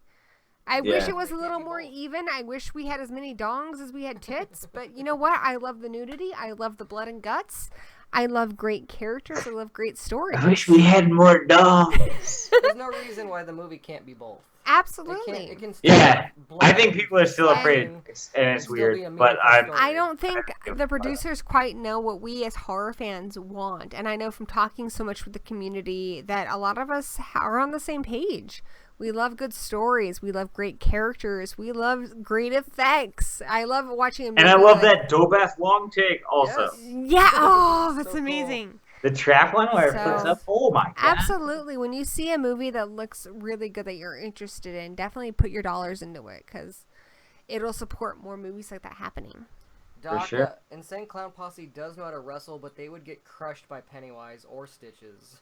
So, I would like to see that. It would be hilarious. Though You they you would- remember the oddities. yes, they also had like run-ins in WCW. I think Goldberg speared them through tables once and stuff. So they know how to wrestle. It's just, and they had their own show, ICW. The JCW. Yeah, they had that. They're great as What about- commentaries. What about Yeah. cannibals? Who do you guys think is the OP cannibal? OP. Hannibal Lecter. 100%. He's the smartest. Yeah, That's just what's absolutely. gonna- Especially when it comes to mind games, you can't God, outthink he's so Hannibal. smart. He is one step ahead no matter what. He treats life like a game of chess. Oh my gosh. So, side note, for Mother's Day lols, my son, if you don't watch our channel, he is the sweet little masked boy that kills people on our show. He made me a thing of lotion from school, and when I told Put it in the bucket. when I told people about it, they treated it like it was fucking Buffalo Bill. I'm like, dude, it's just lotion. Like, nobody wanted to try any of it. Like, they thought it was made of people or something. Or special sauce. He's too young for that. He's 12. But yeah, Hey, Zachary Bird's in the chat. Zach Bird loves Hannibal. I know that much about him. What up, man? Oh, he did a video recently on his Crow Feather Productions where it's Jason and Rambo killing shit for 2 minutes. He just said that Jason versus Rambo. I think Jason wins. Rambo can unleash that chain of bullets, but Jason just will keep moving. Though Rambo never runs out of bullets. Like it shows it. It respawns. You know, when it comes to action movies, I do not know what the fuck I'm talking about. So, Right. I'll trust you. I'm just gonna say, and Rambo was originally supposed to die in his movie, but they decided, because Sylvester Stallone said, no, we could make a franchise of this. Don't let him die in the end. He was supposed to commit suicide. He was supposed to shoot himself. But he's like, no. Really? Yeah, there is even a version, you can probably get a Blu-ray where it shows it. He, commits suicide. Wow. After he kills Brian Dennehy, the corrupt cop, he then shoots himself, and that was originally the script for Rambo. But now he's like, no, we could make more of this. This could go on, and He was right. There's like 4 Wow, that's now. crazy. I had no idea. A lot of people think that Predator was supposed to be Rambo 4. They're wrong. That was supposed to be Rocky 4. Rocky was supposed to box the Predator, basically, in the suburbs. That's why... Your massive non-drunk brain is very impressive, Predator honey. was actually supposed to be a Rocky film, originally. Like, they wrote the script for it, but then Stallone said, that's too silly, he passed. Schwarzenegger picked it up, and he's like, I'm not a boxer, we'll fight in a jungle with guns and stuff, and they made it. And Jean-Claude Van Damme was originally the Predator, but he's like this giant beetle outfit that just looked so stupid. I can't tell if you're the smartest dude ever or just making pull a lot of shit out of my ass. bullshit up. He knows what he's talking about. Really? A lot of people would come up to me and go, did you know Predator was supposed to be a Rambo movie? I'm like, no, it was actually supposed to be a Rocky movie. But it was still pitched to Stallone as a dare. The people who wrote the Rocky scripts, they wrote it up and gave it to Stallone. He passed on it, said that's just too silly if this alien comes to town and he has to box him. So it wouldn't have been in a ring. It was going to be kind of like a street fight like how they did in Rocky 5 against Tommy Gunn, where it's just a fight like in the alleyway. Yeah, that would be...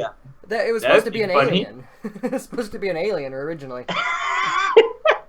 You're right. It would elevate the series to a weird level. I mean, they already had robot maids and other weird shit in the Rocky movies. Like, his cousin was banging that robot maid. They never said it, but they implied it.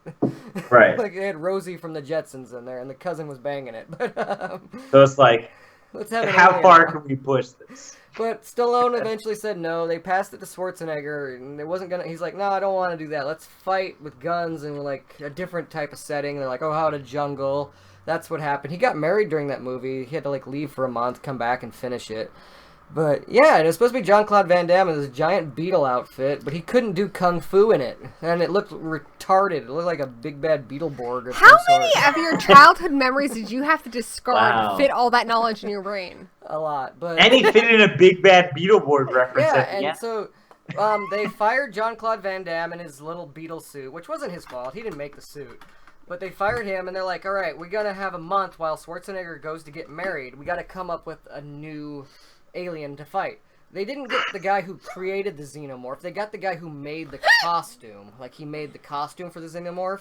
And when he was flying over there, he sketched it out. He made a Predator. And that's why you get the Aliens versus Predator, because that's the guy that made the same suits. And that they kind of were in the same universe, because he created both I've of got them. hiccups like Dumbo gets when he's drunk. That's bananas. And then, yeah. Hey, Mac. And then Predator ended up being a great movie, but it could have been bullshit as an alien fighting Rocky. Adrian! Wow. I had no idea. That's awesome. That is a lot of interesting stuff, honey. Yeah, it is. So. I was going to ask you guys the OP zombie, but I'm going to have to say Bub, dude. Bob, Yeah, Bob. Zombies won't go after him, so he has the advantage. Like if he wanted to shoot them. All right, well, you know what, guys? I think we have thoroughly. I feel like we have elevated our conscience to a level where I think if people were to say, you know, who is the expert on horror fights, horror addicts, and Bloodbath and Beyond, Yes. we fucking killed it. I think I've discovered a love for Leprechaun and an appreciation for Leprechaun I didn't have before, thanks to my buddy Jay. Hey, I think thank we've you. all learned and grown as people. So, Jay, before we call it a night, why don't you tell everybody what's next on Bloodbath and Beyond and what they can expect from you? Hey, I don't know. We're doing reviews. We're doing reactions. We're doing Jay, how top drunk 10 are lists. Fucking mad wasted. I Not agree, in the Jay. mood to plug some shit. When But I we text you when we you're make sober it. that we agreed to do a penectomy list, Yeah, we're gonna do the dick list. And a I know. commentary for Blood Diamond. I'm going to show you a clip because you're going to be like, bullshit. Stop messaging me. The dick list, and that's fine. I think If you guys want to check me out, follow I don't know, search Is it going to Bloodbath. be on my channel or your channel? I don't care. Yes, it is. Whatever. We could do like the bottom 5 on Bottom our 5. channel, on the top I'll 5. do like You want to see I'll who's do in the- like half shaft scrote on my channel.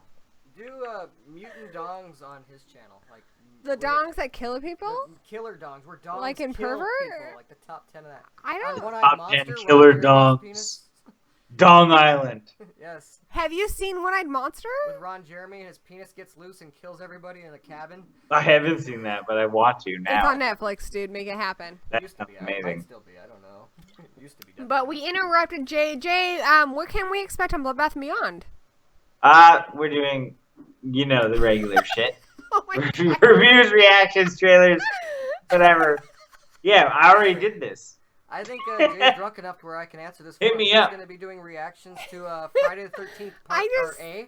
Friday the 13th A. He'll best be doing Christmas Jason. So I'll answer for Jason. Jay. He's going to be doing a really fascinating list on top 10 penectomies with his buddy Gory on Addicts. Make sure you stay tuned. And then he'll be doing commentary for Blood Diner. Oh And- yeah, absolutely. Yeah, that's actually going to be really dope. I It's gonna can't be wait. Fun, man. And a reaction to Friday the 13th A. I'm looking forward to Canadian it. Jason film. You know, he never did see that. I think he thinks that we're racist because we did that. Because we have a Canadian. Zach Bird, who's in the thing, actually played Canadian Jason. Actually. Because we go to Canada a lot because Danny Russell's in Canada. Yeah. And They have a Lake Machete up in They BC. have a Lake Machete, and they made a joke like, "What would Jason be like if he was Canadian? Like if he was stereotypically Here we go. Canadian, Super polite. like super polite." So we made a little I short slash on it, but I don't know.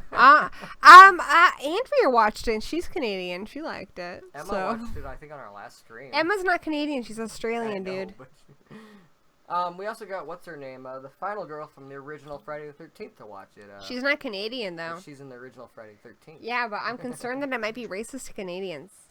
Nah, of course not. I think that's what Jay is thinking. He's like, "Whoa, these guys are totally like I against love my Canadians. people." That's why I only pretty much wrestle. Don't hate on us. I don't. Just We because adore like Canadians. whiskey and maple syrup. Our first date trip together when we first started dating was in Canada, and it was lovely. We went to a couple. We went to shows. Oliver. Yeah, we went to Where'd Oliver you and go? stayed the night.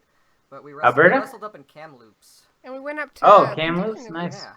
Yeah. One time when I wrestled, I do most of my wrestling, especially in the last 10 years up in Canada. But I remember this lady, she had this giant stuffed moose. And I rubbed it with my hand, and then I slicked my hair with it and go, "Hey, moose, get it?" Oh, and she hilarious. was so pissed at me. Oh She's like, my "Don't you touch God. my stuffed No, moose." we actually we have friends. That's Our amazing. friends Michael and Stacy are just like us, only they're Canadian. So it's like us if we said a boot. Yeah, They're exactly like us. They even kind of look like us, very nerdy like us. We don't all say that all the time. but they're Canadian. And they're gonna come up this summer, so we'll have to. They're like us, only they like Canadian shit, like things that Canadians like space and robots and shit. I don't know Going why to the mall? Canadians I don't love like going to the space mall. or robots. I don't give a Oh, fuck go about mall. those things. Jay, come on, it's cool. I don't give a fuck. Jay, you have to say that representing Canada, your favorite Avenger is Robin Sparkles. So. Absolutely. No. I'll never say that. I'll never say it. I'm But, sorry. Hey, Well, if you ever do watch Friday the 13th A, let us know if it is too hard against Canadians. Okay. I'm the final girl in that, by the way. she is. Spoiler. And Zach Bird is. Is that a Canada huge fucking spoiler? rules. All right, Comments right there. so I'm holding you to Penectomy List and Blood Diner. I'm I'll fucking message down. you when you're sober, my friend. I assure you, I'm interested. Big thank you for streaming with us tonight. That was Absolutely. a lot Yeah, thank you for having me. This This is has a been lot awesome. of fun. I had a lot of fun. of love. And to everyone in the chat, we've had an awesome time talking to Harmiser Monty, Zachary Bird, Doc the Metal Freak, Ariel, False Proxy Sessions, Shana, I can't talk. Shaniacal Reviews. Uh-oh. Zach Bird, Yo, Monty stayed the whole time. Macabrella? Give extra props to him. Alice. Miser uh, himself.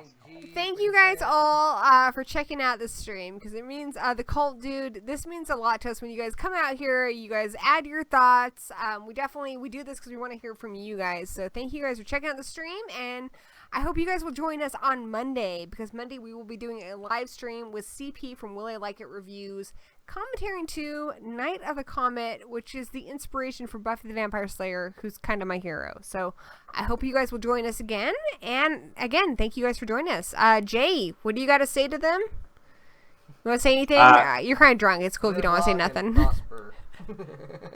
Hey, man. Jay, you're the best. Jay, we adore you. Thanks for having me, and keep it horror, boys. Hell yeah. Absolutely. That's what it is. And rest in peace, to Adam West. Yeah, absolutely. satisfying. I'm very sad that Adam West passed away today. He has contributed a lot to entertainment in general. Yeah, absolutely. So thank you to him, and thank you to Jay, and thank you, Jay, for all you do on Bloodbath and Beyond, because we certainly are enjoying your content. You're creating great stuff for horror fans. So definitely a workhorse, man. Well, I like the workhorse that is you. Oh, drunk Jay's the best, Jay. Well, we love you, Jay. Thank you again, and good night. All right, take it easy.